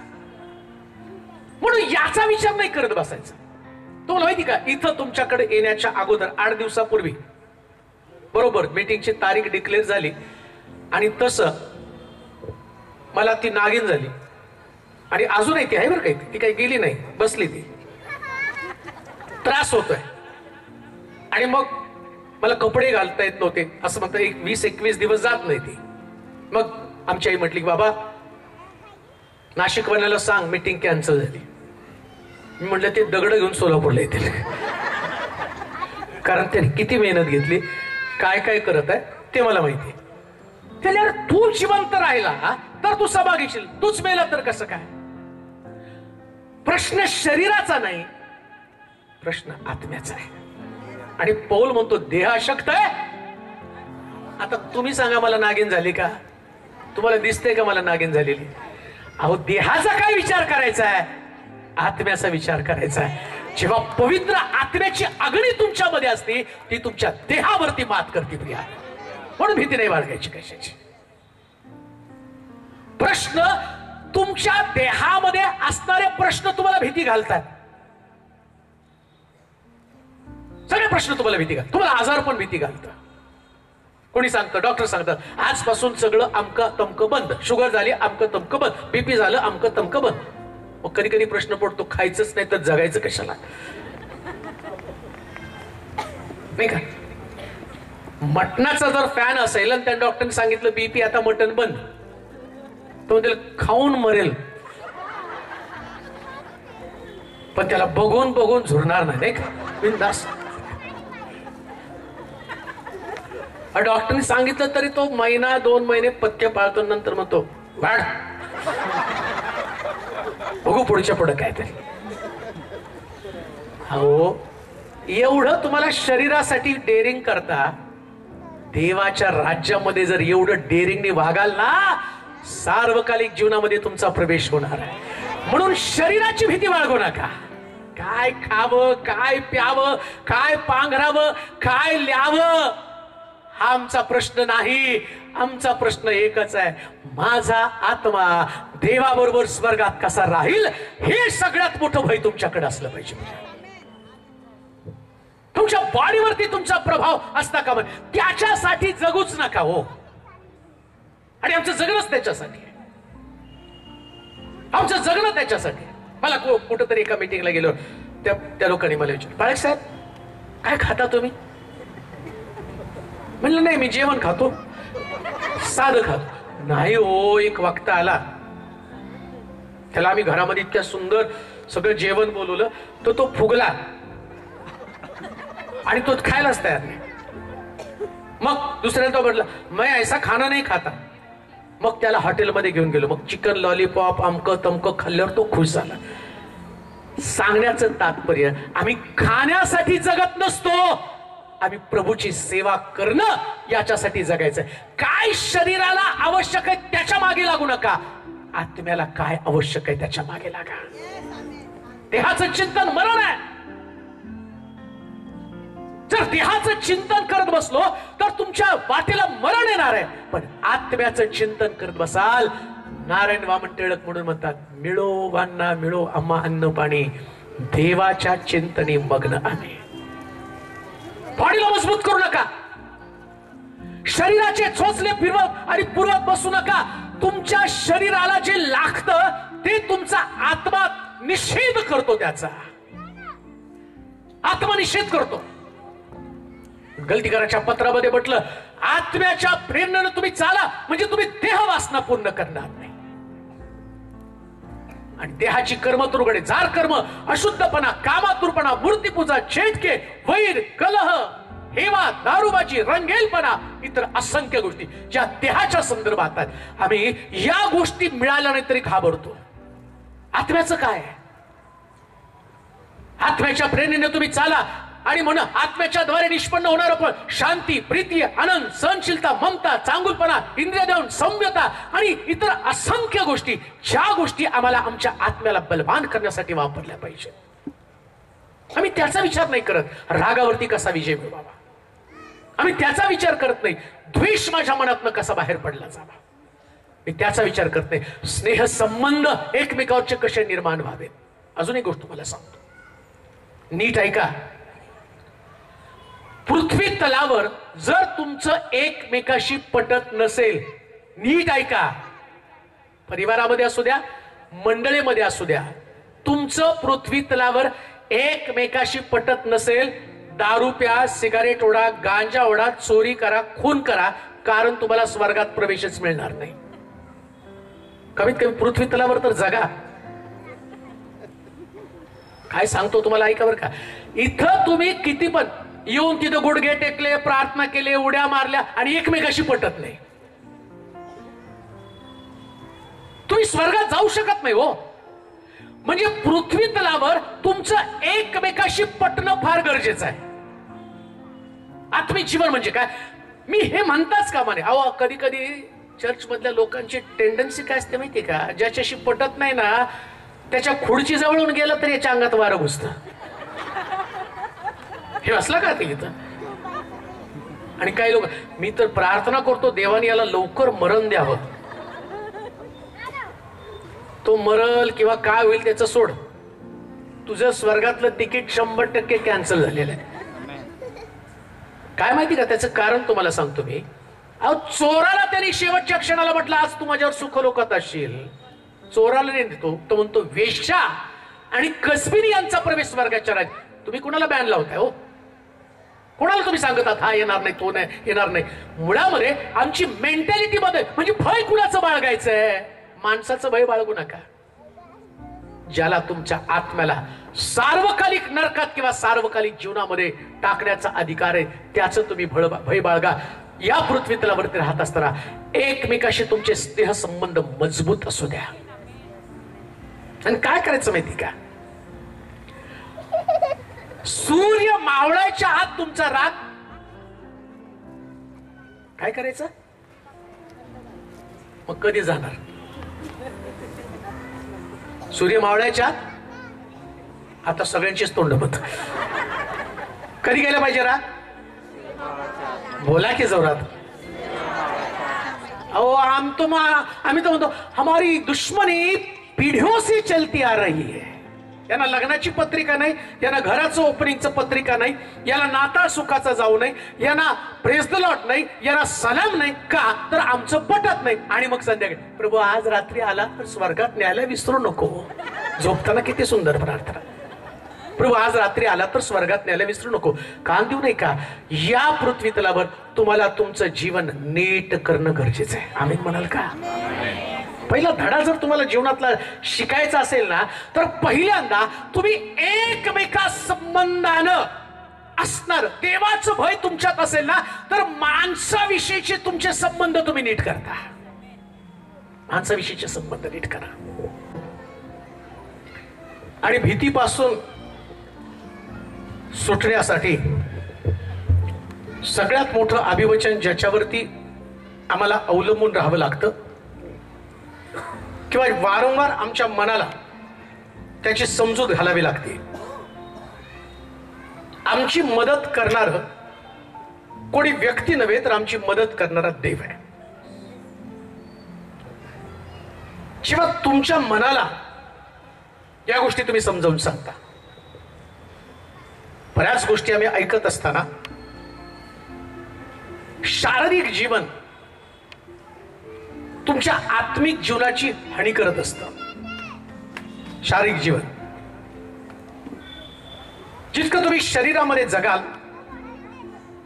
तितकं तुम्ही आत्म्यामध्ये कमकुवत बनणार आहात. आध्यात्मिक जीवन आमच्या शरीरावरती मात करतं, मग आमचे स्वभाव, आमचे विचार, या सगळ्या गोष्टी आमच्यातनं हळूहळू निघून जायला लागतात. आणि एखाद्या व्यक्तीचं परिवर्तन झालं किंवा एखाद्या व्यक्तीला देव समजला तर त्याची ओळख काय, त्या व्यक्तीचे विचार बदललेत. विचाराचा आणि देवाचा फार मोठा संबंध आहे. म्हणून वैचारिक जीवन जगत असताना जसं मी पाहिलं की देव आम्हाला भीतीपासून सोडवतो. पहिल्यांदा मी पाहिलं की माणसाची भीती, अवतीभोवती घडणाऱ्या गोष्टींची आमच्यामध्ये भीती असते आणि सैतान मनुष्याला भीतीमध्ये ठेवून देवापासून दूर घेऊन जात असतो. देवापासून दूर नेण्याचं माध्यम काय तर भीती. दुसरी उत्पत्तीच्या पुस्तकाच्या 21व्या अध्यायात 16 आणि 17 वचन, उत्पत्तीचं पुस्तक 21वा अध्याय 16 आणि 17 वचन, जी भीती आमच्यामध्ये आहे आणि त्या भीतीपासून आम्ही कशा पद्धतीने स्वतःचा बचाव करणार आहोत. उत्पत्तीचं पुस्तक 21वा अध्याय 16 आणि 17 वचन. आणि ती बाणाच्या टप्प्या इतकी दूर जाऊन, ती बाणाच्या टप्प्या इतकी दूर जाऊन त्याच्यासमोर बसली, त्याच्यासमोर बसली. कारण ती म्हणाली, आपण आपल्या मुलाचा मृत्यू पाहू नये, आपण आपल्या मुलाचा मृत्यू पाहू नये. आणि ती त्याच्यासमोर बसून हंबरडा फोडून रडू लागली. देवाने मुलाची वाणी ऐकली, व देवाच्या दूताने आकाशातून हाक मारून हागारेला म्हटले, हागारे तू कष्टी का, भिवू नको, कारण मुलगा आहे. तेथून देवाने त्याची वाणी ऐकली आहे. बस पहिली गोष्ट आम्ही पाहिली, आमच्या अवतीभोवती असणारे जे लोक आहेत, या लोकांचा वावर आमच्यामध्ये एक प्रकारची भीती निर्माण करतो. आमच्या शरीरावरती प्रभाव टाकणाऱ्या ज्या गोष्टी आहेत, या गोष्टीने आमच्यामध्ये भीती, आणि भीती आली की आपोआप आम्ही देवापासून दूर जातो. देवाचं आमचं नातं तुटलं जातं. गरजाच माणसामध्ये भीती निर्माण करतात. एक मनुष्य चोरी करतो, एक स्त्री आपलं शरीर विकती, व्यभिचार करते, या भावना का तिच्यामध्ये येतात? काय पाप केल्यानं त्यांना खरंच बरं वाटतं का? ही गोष्ट नरकाकडे घेऊन जाणार आहे. मग एवढं नरकाकडे आम्ही जाणार आहोत, एवढं डेअरिंग कसं काय येतं आमच्यामध्ये पाप करण्या संबंधानं? काय कारण आहे? गरजा आम्हाला पाप करण्यासाठी भाग पाडतात आणि मनुष्य नेहमी आपल्या देहाचं ऐकतो. बघा, प्रभू येशू ख्रिस्त ज्यावेळेस याकोबाच्या विहिरीवरती गेला, त्या बाईला म्हटलं, बाई जा तुझ्या नवऱ्याला बोलून आण. नवऱ्याला बोलून आण म्हटल्याबरोबर तिला कळलं या माणसाला सगळं काही माहिती. ते म्हटले, महाराज माझ्याकडे नवरा नाही. तो म्हटला, बरोबर आहेस, ठीक बोललीस. आतापर्यंत तुझ्याकडं 5 पुरुष 5 पती येऊन गेले, 6वा पण तुझ्या घरामध्ये, तोही तुझा नवरा नाही. मग या बाईला या पुरुषांना नादी लावण्यासाठी कोणती गोष्ट कारणीभूत ठरत आहे तिला माहित नाही का? शास्त्रात आत्ताची परिस्थिती तशी नाही, आत्ताची परिस्थिती चांगली. त्या काळामध्ये जर कोणी व्यभिचार करताना सापडलं तर त्याला दगडानं ठेचून मारण्याची आज्ञा केली गेली होती. म्हणजे व्यभिचाराला किती मोठं शासन होतं. मग एवढं डेअरिंगनी कसं काय पाप करतो? ते गरजा महत्वाच्या होत्या ना. जगण्यासाठी गरज भागवणारी व्यक्ती नसली मग पाप आपोआप घडलं जातं. बरं, आम्हाला स्वर्ग दिसत नाही म्हणून त्याच्याविषयी आम्ही गाफील आहे. स्वर्ग कुठं दिसतोय? गरज दिसती ना. माझं पोट भरलं पाहिजे, स्वर्ग नंतर आहे. आणि ज्यावेळेस मनुष्य मृत्यूच्या पंथाला लागतो ना, त्याला आपोआप देव आठवतो आणि त्यावेळेस त्याची धडपड, त्याची तडफड चालू असते. मला स्वर्ग राज्य मिळालं पाहिजे, स्वर्ग राज्य मिळालं पाहिजे. अजून एक गोष्ट मी तुम्हाला सांगतो. ठीक आहे हो, आयुष्यभर पाप केलं आणि मृत्यूच्या समयी तुम्ही देवाला हाक मारली, देव तुम्हाला त्यातून बाहेर काढेल. पण हा प्रश्न आहे, तुमचा मृत्यू कधी येणार हेच तुम्हाला माहित नाही ना. कधी मृत्यू येईल हेच माहित नाहीये. आणि शरीर आजारी पडल्यावर माणूस मरतो, वय झाल्यावर माणूस मरतो, ही कल्पना पण तुम्ही डोक्यातनं काढून टाका. जन्म मृत्यू सगळं देवाच्या हातामध्ये आहे. कोणाला किती संधी द्यायची, किती जगवायचंय, कोणाला किती मारायचंय, कधी मारायचंय, हे सगळं प्रभूनं ठरवलेलं आहे. सगळं ठरवलेलं आहे. मला आठवतं की एका ठिकाणामध्ये मी गेल्यावरती मंडळी माझ्या समोर रडत होती. पाळक साहेब, आमच्या मंडळीचे पाळक आम्ही गमावले. काय सुंदर होते पाळक, आमच्या मंडळीला चालवत होते. पण आज आमचे पाळक आमच्या मंडळीमध्ये नाही. त्यांनी सांगितलं, सभा करून पाळक आले, दारामध्ये उभं राहिले, दरवाजा टोकला, पत्नीला पाहिलं आणि जागेवरती प्राण सोडला. अहो, मीटिंग करून आल्यावर सुद्धा मरण आलं ना. हा मरण घेऊन आम्ही रोज चालत आहोत. रोजच्या दिवसामध्ये मृत्यू शरीरामध्ये वाघ बदल, कोणाला गॅरंटी नाही कोण कधी मरणार आहे. आणि प्रश्नाचा गुंता अजून सुटला नाही, मेल्यावर स्वर्ग मिळेल का. आणि बायबल हे पण सांगतं माहिती का, एकदा जन्म त्यानंतर मृत्यू त्यानंतर न्याय आहे. कोणी सुद्धा मेल्यानंतर तुमच्यासाठी प्रार्थना करून तुम्हाला स्वर्गात जाण्यासाठी मध्यस्थी करणार कोणताच मध्यस्थ या पृथ्वी तलावरती नाही. कोणीच नाही प्रिया, कोणीच प्रार्थना करू शकत नाही. एकदा मेलं की संपलं. मग आता शास्त्र काय सांगतं, हगार रडत आहे. का रडत आहे तर तिच्या समोर तिच्या मुलाचा मृत्यू आहे. एक गोष्ट ध्यानात ठेवा,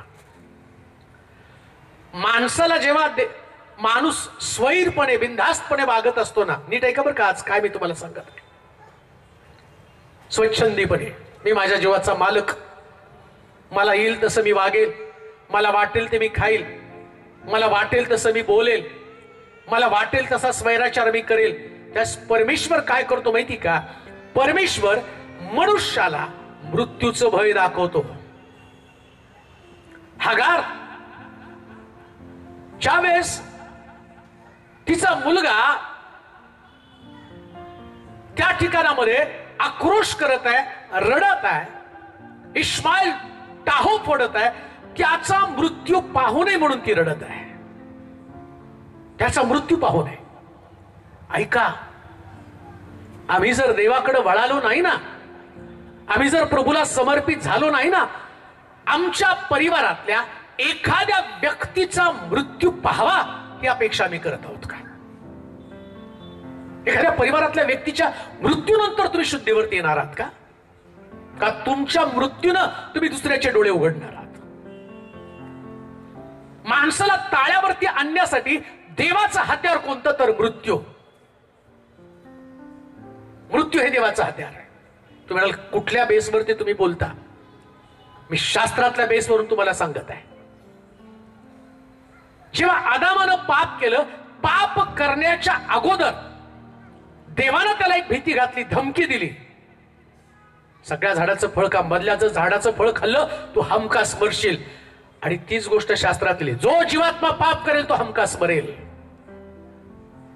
पाप हे तुमच्या जीवनात मृत्यू आणणारच आहे. माणसानं जगताना मृत्यूचं भय बाळगून जगलं पाहिजे बरं का. मला एकदा मृत्यू येणार आहे, मी मरणार. इस्माईल त्या ठिकाणामध्ये मृत्यूच्या भीतीनं मरत आहे.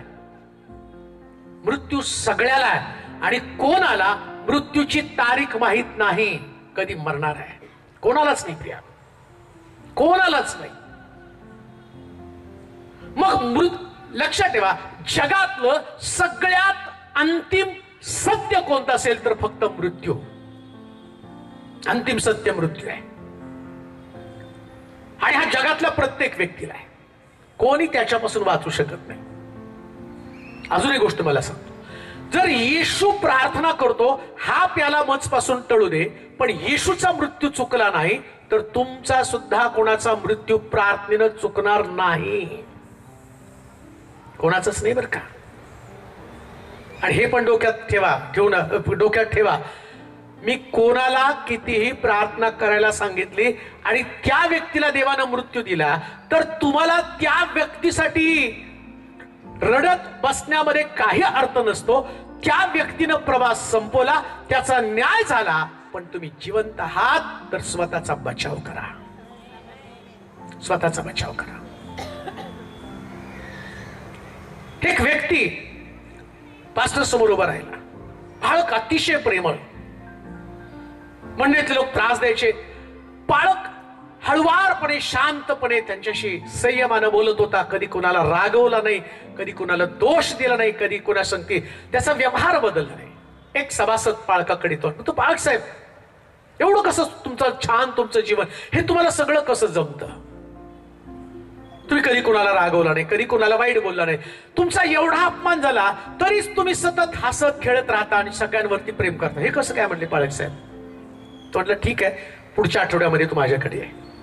आणि मग तो आला. थोडा चल आपण प्रार्थना करू. दोघं प्रार्थनेला बसले आणि प्रार्थना करता करता बाळकानं त्याला सांगितलं की देवाने मला सांगितलं उद्या तू मरणार आहेस, आज शेवटचा दिवस तुझ्याकडे आहे.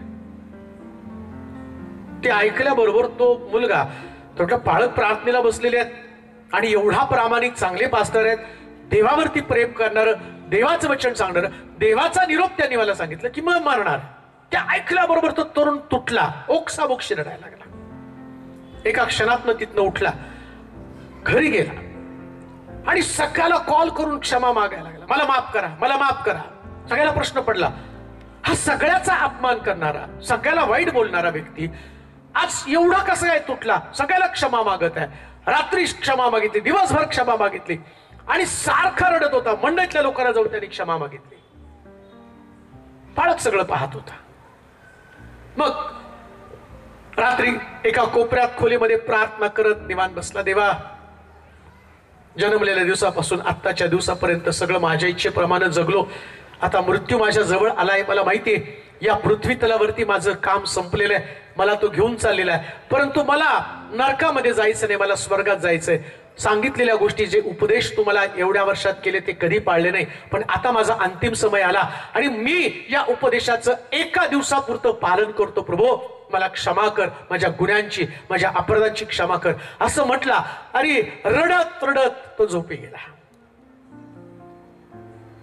दुसऱ्या दिवशी पाळक त्यांच्या घरी आले. घरामध्ये प्रवेश केला. तो मुलगा बेडवरती डोळे मिटून पडलेला आहे. पाळक गेला आणि त्याला उठवलं आणि तो उठला. म्हटलं, पाळक साहेब, मी जिवंत आहे.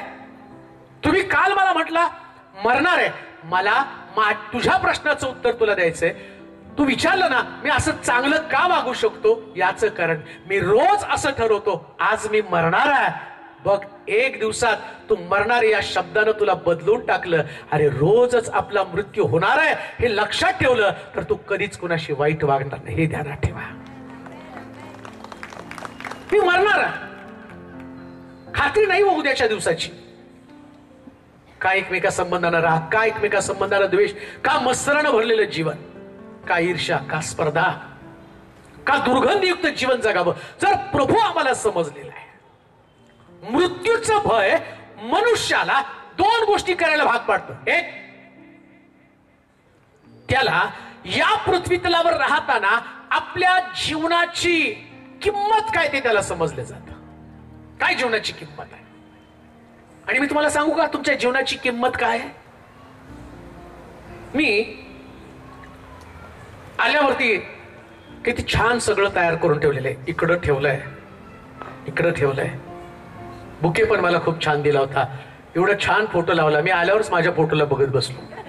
मनोज तिलोरे तिथं फोटो मध्ये. इथं भारी वाटायला लागलं.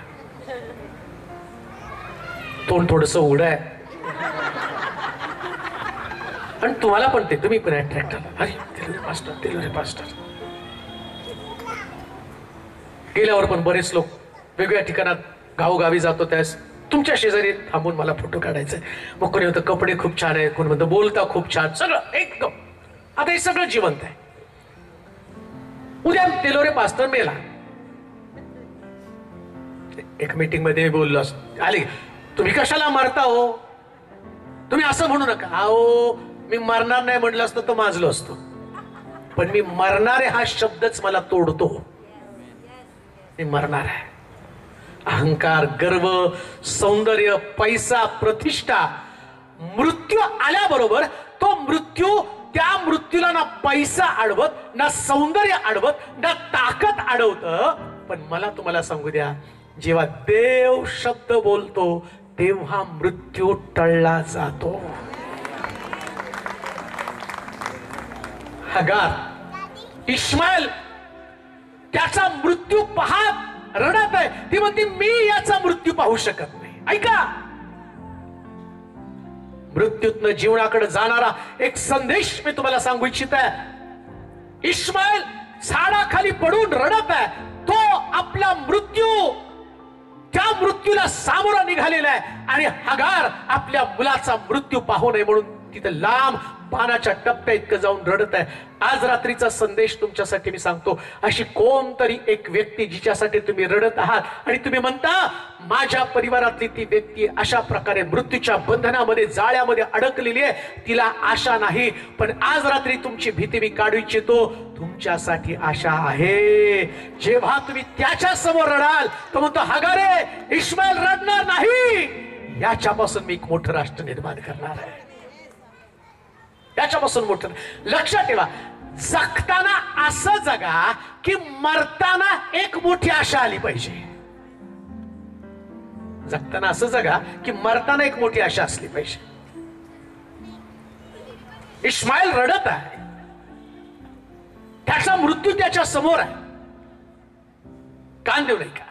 मागच्या दिवसामध्ये देव किती अद्भुत आहे, त्याच्या साक्षी किती सांगाव्यात मला समजत नाही. कुठल्याही मीटिंगला गेल्यावरती कशा साक्षी सांगाव्या, कसं प्रभूचं महान काम करावं कळतच नाही मला. आठवतं की एक व्यक्ती एका ब्रिजवरून गाडीवरती टू व्हीलरवर काम आपलं उरकून निघालेला होता, डबल सीट. आणि मग त्या ब्रिजवरून एक गाडी त्याच्याजवळ आली आणि तो वरून खाली पडला. आणि पडल्यावरती ज्यावेळेस त्या व्यक्तीला पकडलं, एक जागा नव्हती की जिथलं हाड मोडलं नव्हतं. एक जागा नव्हती बरं का, एक सुद्धा जागा नव्हती.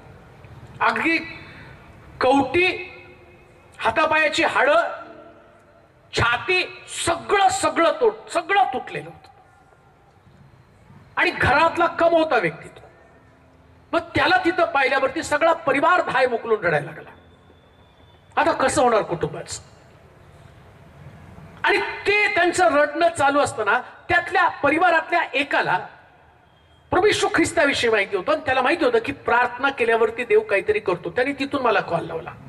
मला बाळक साहेब, ब्रिजवरून पडला, गाडीचा धक्का लागला, त्याची टू व्हीलर सकट तो खाली पडलेला आहे आणि टोटल त्याची बॉडी डॅमेज आहे. एकही पार्ट असा दिसत नाही की तो वाचलाय.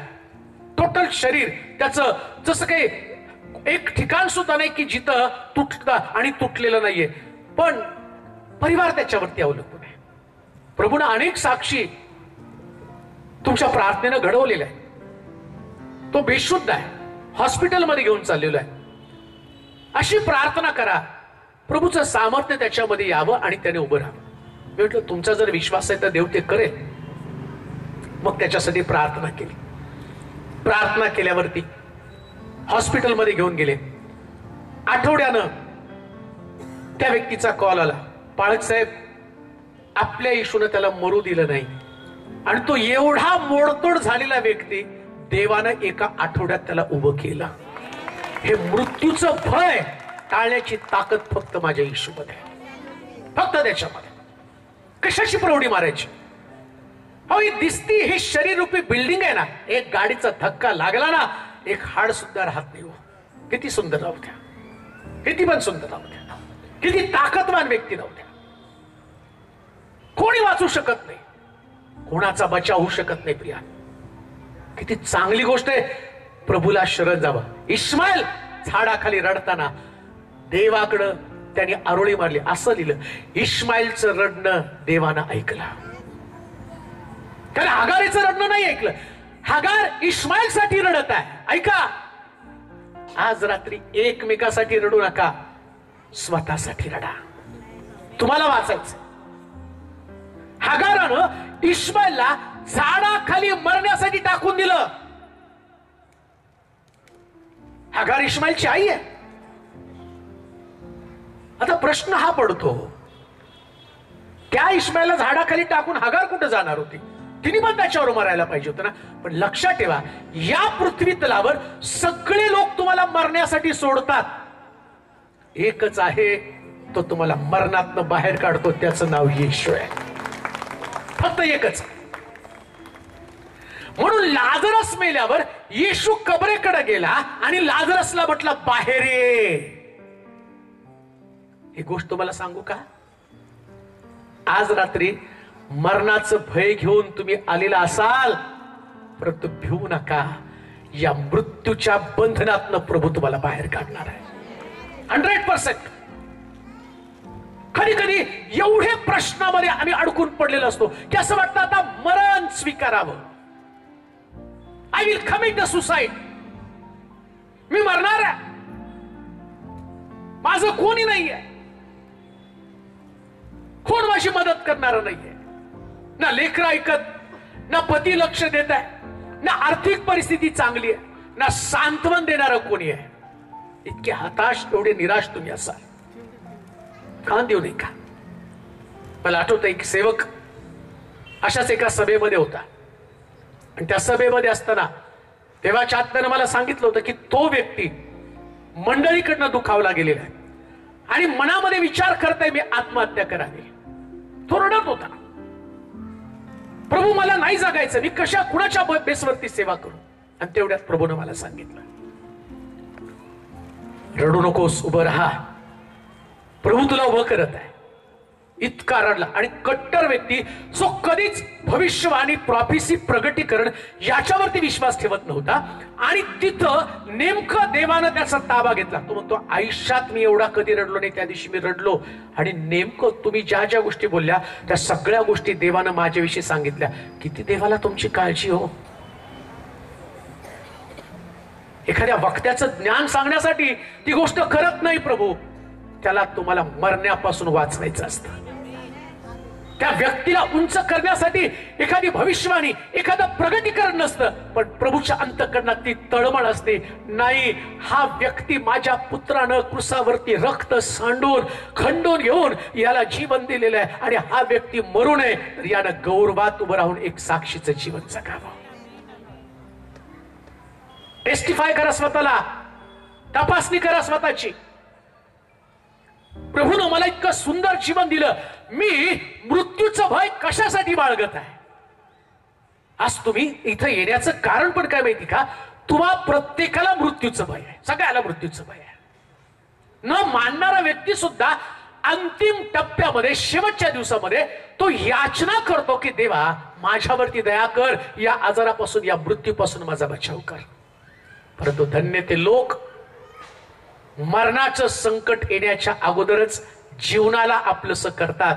येशू म्हणतो मार्ग, सत्य आणि जीवन, जीवनाला आपलंसं करा. मृत्यूचं भयच राहणार नाही प्रिय, कधीच मृत्यूचं भय राहणार नाही. म्हणून असं म्हटलं, इब्रिलोकाचं पत्र 2 अध्याय 14 आणि 15 वचन वाचा. इब्रिलोकाचं पत्र 2 अध्याय 14 आणि 15 वचन.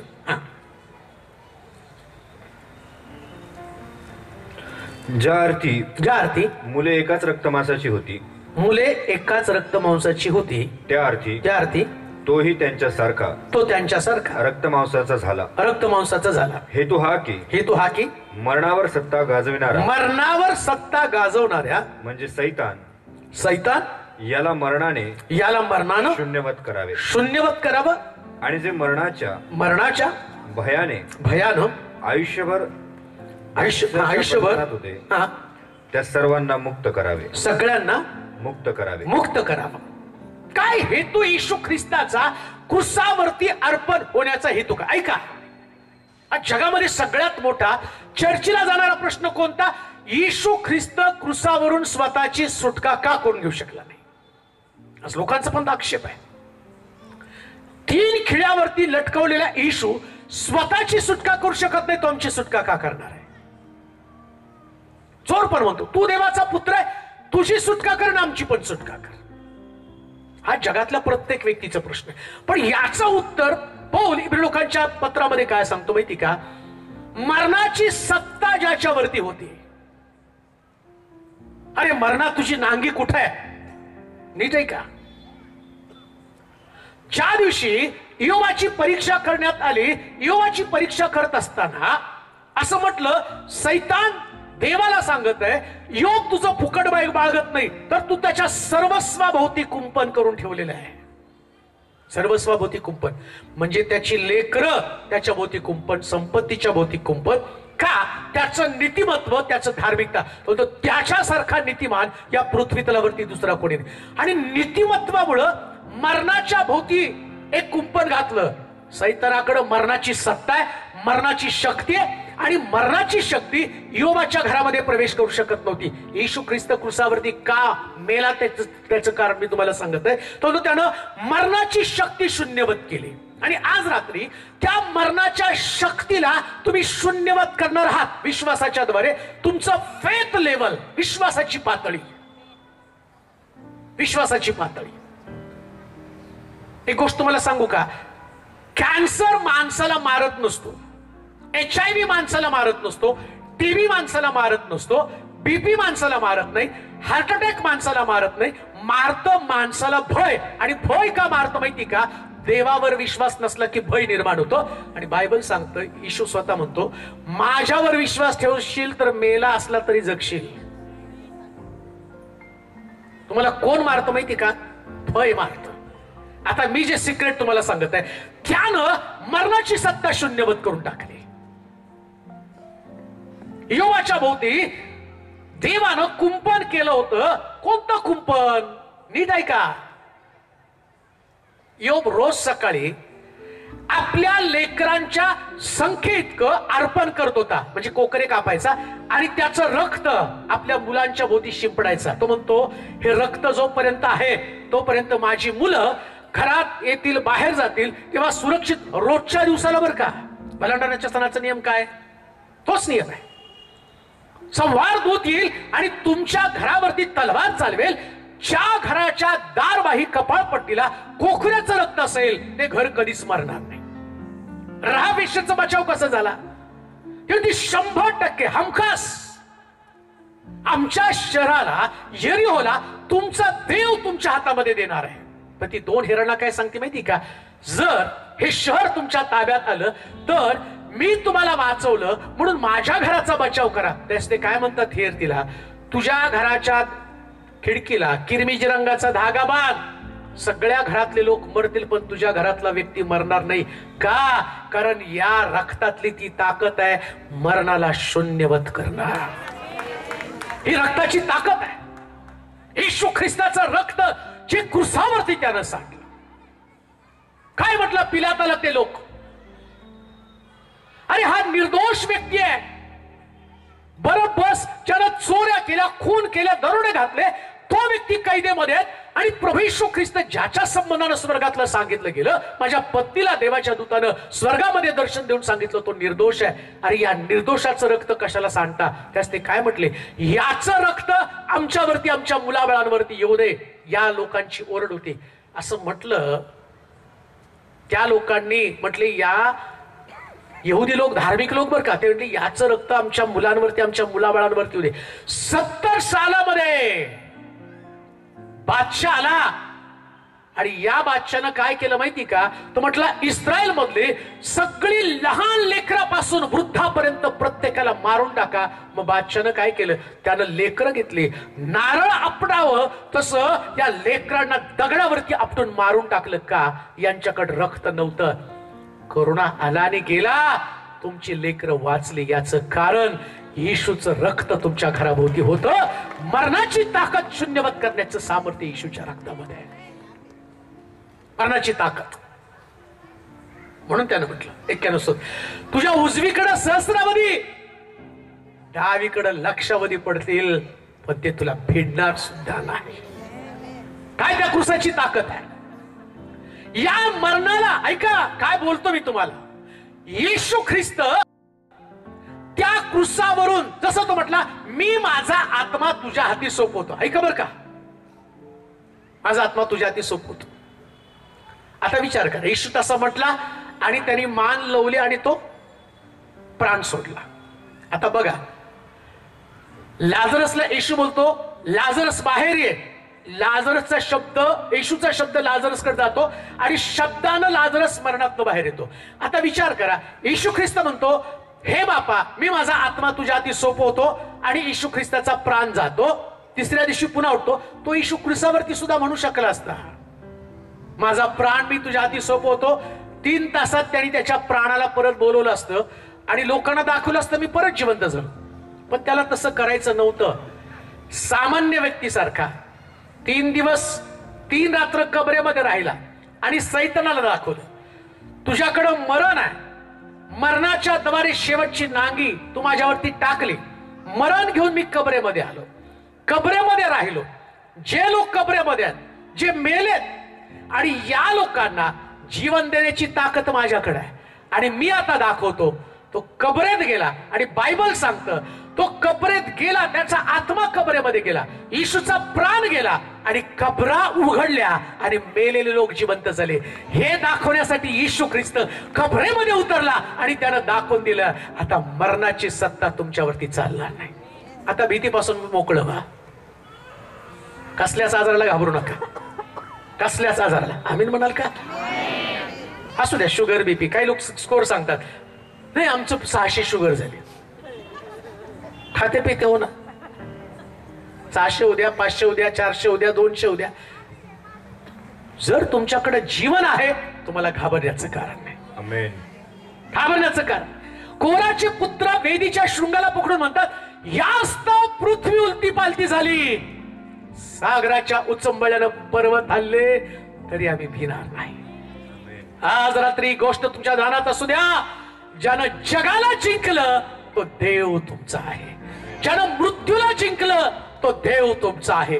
ज्याच्या शरीरामध्ये जखमा होत्या, जखमा, आणि घेऊन तो कबरेमध्ये गेला, आणि जखमी शरीरानं बाहेर आला. थोमा त्याला म्हणतो, जर तू ख्रिस्त आहे तर पहिल्यांदा मला तुझ्या कुशीमध्ये हात घालू द्या. अजून लक्षात घ्या, येशू ख्रिस्तानं आपली कुस उघडी ठेवली आणि आम्ही पाहतो थोमानं त्याच्या कुशीमध्ये हात घातला आणि तो म्हणतो, प्रभूजी, गुरुजी, मी तुम्हाला पाहिलं. खान देऊ नाही का? जखमी शरीर, ख्रिस्ताचं शरीर सांगतं की मरणाची सत्ता त्याने नष्ट केली. आज तुमच्या बॉडीमध्ये कोणताही आजार असला, पण येशू ख्रिस्त त्याच्या वचनानुसार तुम्हाला सांगतो, मरणाची सत्ता मी पायाखाली तुडवलेली आहे. मी जिवंत झालो, मी जिवंत झालो, मी जिवंत झालो. आज रात्री जाताना एक पिक्चर सुटल्यावरती तुम्ही कसं बाहेर पडताना नाही का, बघा, कधी कधी ते रोमॅन्टिक पिक्चर बघितले ना, उग रडत रडत बाहेर येते. तिचा नवरा मेला. अगं तुझं आहे ना, तुझं काय संबंध आहे तिचा नवरा मेला? नाही का? मला आठवतं की मी कॉलेजला असताना मुकद्दर का सिकंदर पिक्चर लागला होता. बघितले त्यावेळेस, आता नाही बघत. नाही तर आता काय पाळक साहेब बघतात, आपल्याला बघायला काय हरकत आहे नाही का? ते मुकद्दर का सिकंदर लागला. 6ला गेलो तिकीट काढायला, मुकद्दर का सिकंदर पाहायचं. गेलो, तिकीट वगैरे काढलं आणि येताना खूप रडत आलं. का तर बच्चनच्या पोटात त्याने पार मारली आणि तो मेला. आणि मला असं वाटलं की आता बच्चन कायमचाच मेला, आता परत दिसणार नाही. इतका रडलो, इतका रडलो, सारखं. तो मरायला नको होता. अरे तो मेला म्हणूनच एवढी गर्दी पडली ना. आता त्या व्यक्तीच्या डोक्यामध्ये त्याच्यानंतर त्याने एवढे पिक्चर बघ काढले सगळे त्याला, आणि लोक काय बघायला जातात ते नाही, शेवटचा सीन क्लायमॅक्स आहे काय, तो मरतो. इथं शेवटचा क्लायमॅक्स तुम्हाला सांगतो, तुम्ही मरणातनं जीवनाकडे आलेला. हा क्लायमॅक्स आहे, हा क्लायमॅक्स आहे. आता तुमच्याकडं किती मोठा आजार आहे, किती मोठा प्रश्न आहे हे पाहू नका. मी म्हणतो सगळ्यात मोठा प्रश्न फक्त मृत्यू आहे बरं का, सगळ्यात मोठा प्रश्न. आणि डॉक्टरकडे तुम्ही घरभर पैसे घेऊन जा, त्याला म्हणा डॉक्टर काही मिनिटं द्या, तो देतो बरं का व्हेंटिलेटर लावून. ते गेलेलं असतं आणि महिनाभर त्याच पंपिंग चालू असतं. काढलं की परत आणि मग आम्ही तिथे स्कोर बघतो, नाही चालू आहे, चालू आहे, गेलाय. आमचा देव तसा नाही. चल मरे कबरेकडे चल, प्रभू वास येत आहे, हे तर तुला दाखवायचंय.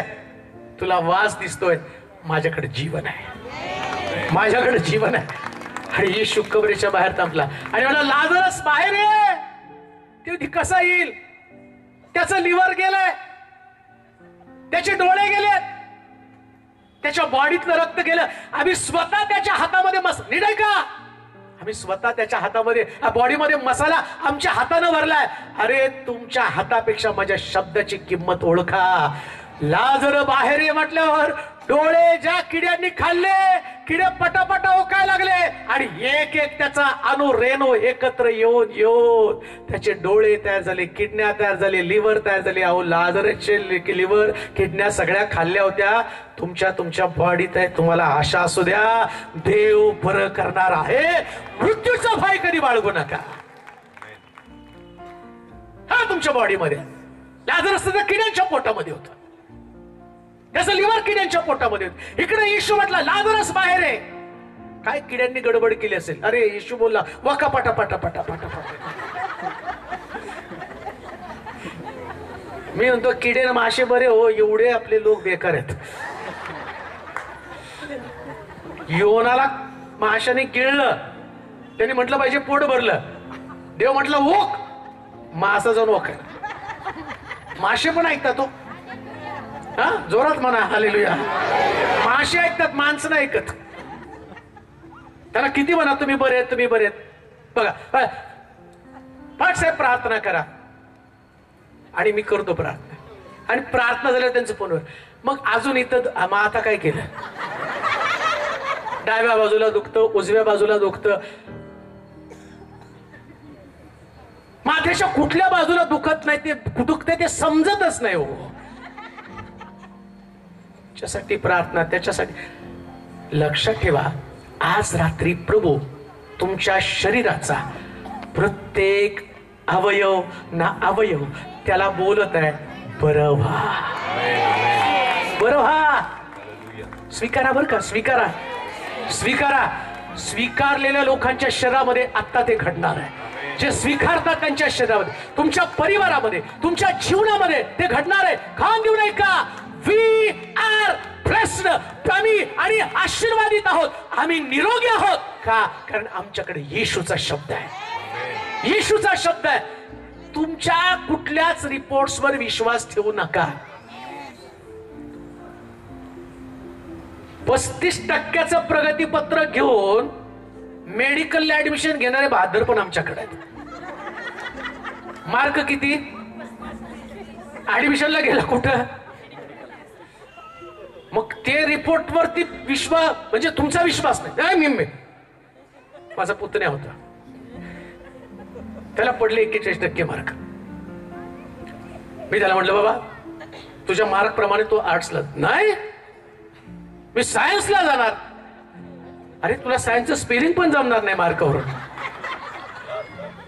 बाकीचं कधी जमणार आहे? म्हटलं नाही अंकल मी करून दाखवतो. म्हटलं जाऊन दाखव. गेला महिनाभर, गपचूप कॉमर्स घातलं. कारण काय असतं माहिती का? डेअरिंग असतं. मी तुम्हाला धैर्या संबंधानच बोलत आहे. तुमच्या बॉडीचं फिटनेस तुम्हाला काही पण सांगू द्या, पण आज रात्री येशूच्या शब्दावर विश्वास ठेवून म्हणा, माझा देव मला मरणातनं जीवनाकडे घेऊन जात आहे. माझा प्रभू मला जे अशक्य ते शक्य करून दाखवत आहे. अशक्य ते शक्य. मी असं म्हणतो, मीटिंग मधनं जाताना येताना तुम्ही लंगडत लंगडत कुठंतरी कमरेला हात लावत लावत आला असाल, पण जाताना एका योद्ध्याप्रमाणे जा. आता मी कोण साधा सुद्धा व्यक्ती नाही, मी प्रभूनं अभिवचन दिलेला व्यक्ती, आणि मी विनर आहे. सैतान सगळ्यात जास्त कोण घाबरलं माहिती का? सैतान. तो म्हटलं ह्या बाबानं येऊन नाशिकच्या लोकांना उगाच काहीतरी त्यांचे कान फुंकून चालला. आज या ग्राउंड वरती एकही व्यक्ती भयभीत जाणार नाही. जाता जाता त्या सैतानाला सांगतील, अरे तू मला आजार पण द्यायला आला, पण देवाच्या वचनानं मला निरोगी करून पाठवलेलं आहे. तू मला कमजोर करण्यासाठी आला, पण प्रभूनं आता मला कमजोर नव्हे तर मला बलशाली त्यानं बनवलेलं आहे. बलशाली बनवलेले. तुमच्या विचारांच्या पलीकडे जाऊन भयामधनं बाहेर या. भयामधनं मला खूप सांगायचंय, पण वेळेच्या अभावी मी तर थांबतो. पण आज रात्री जर तुम्हाला खरं वाटत असेल काहीतरी चेंजेस तुमच्या परिवारामध्ये, तुमच्या बॉडीमध्ये, तुमच्या रिलेशनमध्ये, तुमच्या फायनान्समध्ये, तुमच्या कुटुंबातल्या लोकांमध्ये काहीतरी परिणाम व्हायला पाहिजे. काहीतरी. बरं का, मी तुमच्या समोर उभा असलेला व्यक्ती हा देवाचा परिणाम आहे. हा परिणाम आहे. बरं का, तुमच्या समोर मी जो आहे ना, हा देवाचा परिणाम आहे. पूर्वी मी नव्हतो तसा. पण देवाचा प्रभाव माझ्यावरती पडला. आणि तुम्हाला जर वाटतं तसा परिणाम तुमच्या जीवनामध्ये घडावा, असं जाऊ नका, असं जाऊ नका. बऱ्याच गोष्टी देव प्रीचिंग मध्येच मला दाखवत होता, बऱ्याच गोष्टी इथं बसलेल्या लोकांसमोर, बऱ्याच लोकांसमोर खूप गोष्टी प्रभूने मला दाखवल्या. मी गेल्या संडेला, कधीच नाही पण गेल्या संडेला प्रीचिंग संपल्यावरती देवानं एका व्यक्तीचं नाव मला दाखवलं. तिच्या जीवनातल्या समस्या मला दाखवल्या. ती व्यक्ती चर्चची मेंबर नव्हती, पण युट्यूबला मला स्पष्ट देव दाखवत होता की ती व्यक्ती, आता तिचं नाव मला माहित नाही, तुम्ही गेल्या रविवारचा संदेश जर ऐकला तर तुम्हाला कळेल. तिचं नाव मला देवाने दाखवलं आणि म्हटलं की त्या व्यक्तीच्या जीवनामध्ये ती समस्या आहे.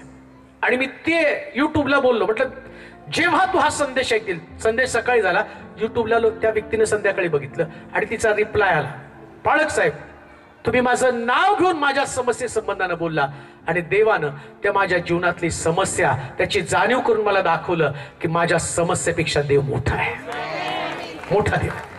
आज रात्री तुम्ही इथं असाल आणि तुमच्या प्रश्नापेक्षा मोठा देव माझ्या बाजूला आहे, माझ्या बाजूला आहे. आणि एवढंच नव्हे तर त्याचा हात तुमच्या भोवती फिरणार आहे, तुमच्या भोवती फिरणार आहे. पुष्कळ लोकांना देव आरोग्य देणार आहे, पुष्कळ लोकांना देव आपल्याशी जोडणार आहे, आपल्याशी जोडणार आहे. मला माहिती की कोणीतरी एक आंटी आहे, त्यांच्या मुलीच्या गर्भाशयाची समस्या घेऊन ते इथं बसलेले आहेत. तुम्ही बोलावू नका, पण तुमच्या त्या मुलीची गर्भाशयाची समस्या दूर होऊन तिच्या गर्भातला दोष दूर करून देव त्या मुलीच्या जीवनात एक अद्भुत साक्ष निर्माण करणार आहे आणि तिचा वांसपणा काढून तिला आनंदी माता बनवणार आहे. हे चॅलेंज इथून मी तुम्हाला देत आहे. तू कोण आहेस मला माहित नाही, पण 100% तुझी मुलगी प्रेग्नंट होणार आहे आणि देव ती साक्ष युट्यूब वरून अनेक लोकांना ऐकवणार आहे. चल आपल्या जागेवरती आपण बरोबर, आपले डोळे आपण बंद करू, आपल्या डोळ्याला आपण बंद करूया, नतमस्तक होऊया. स्वतःचं परीक्षण करू, कोणत्या भीतीमध्ये तुम्ही आहात.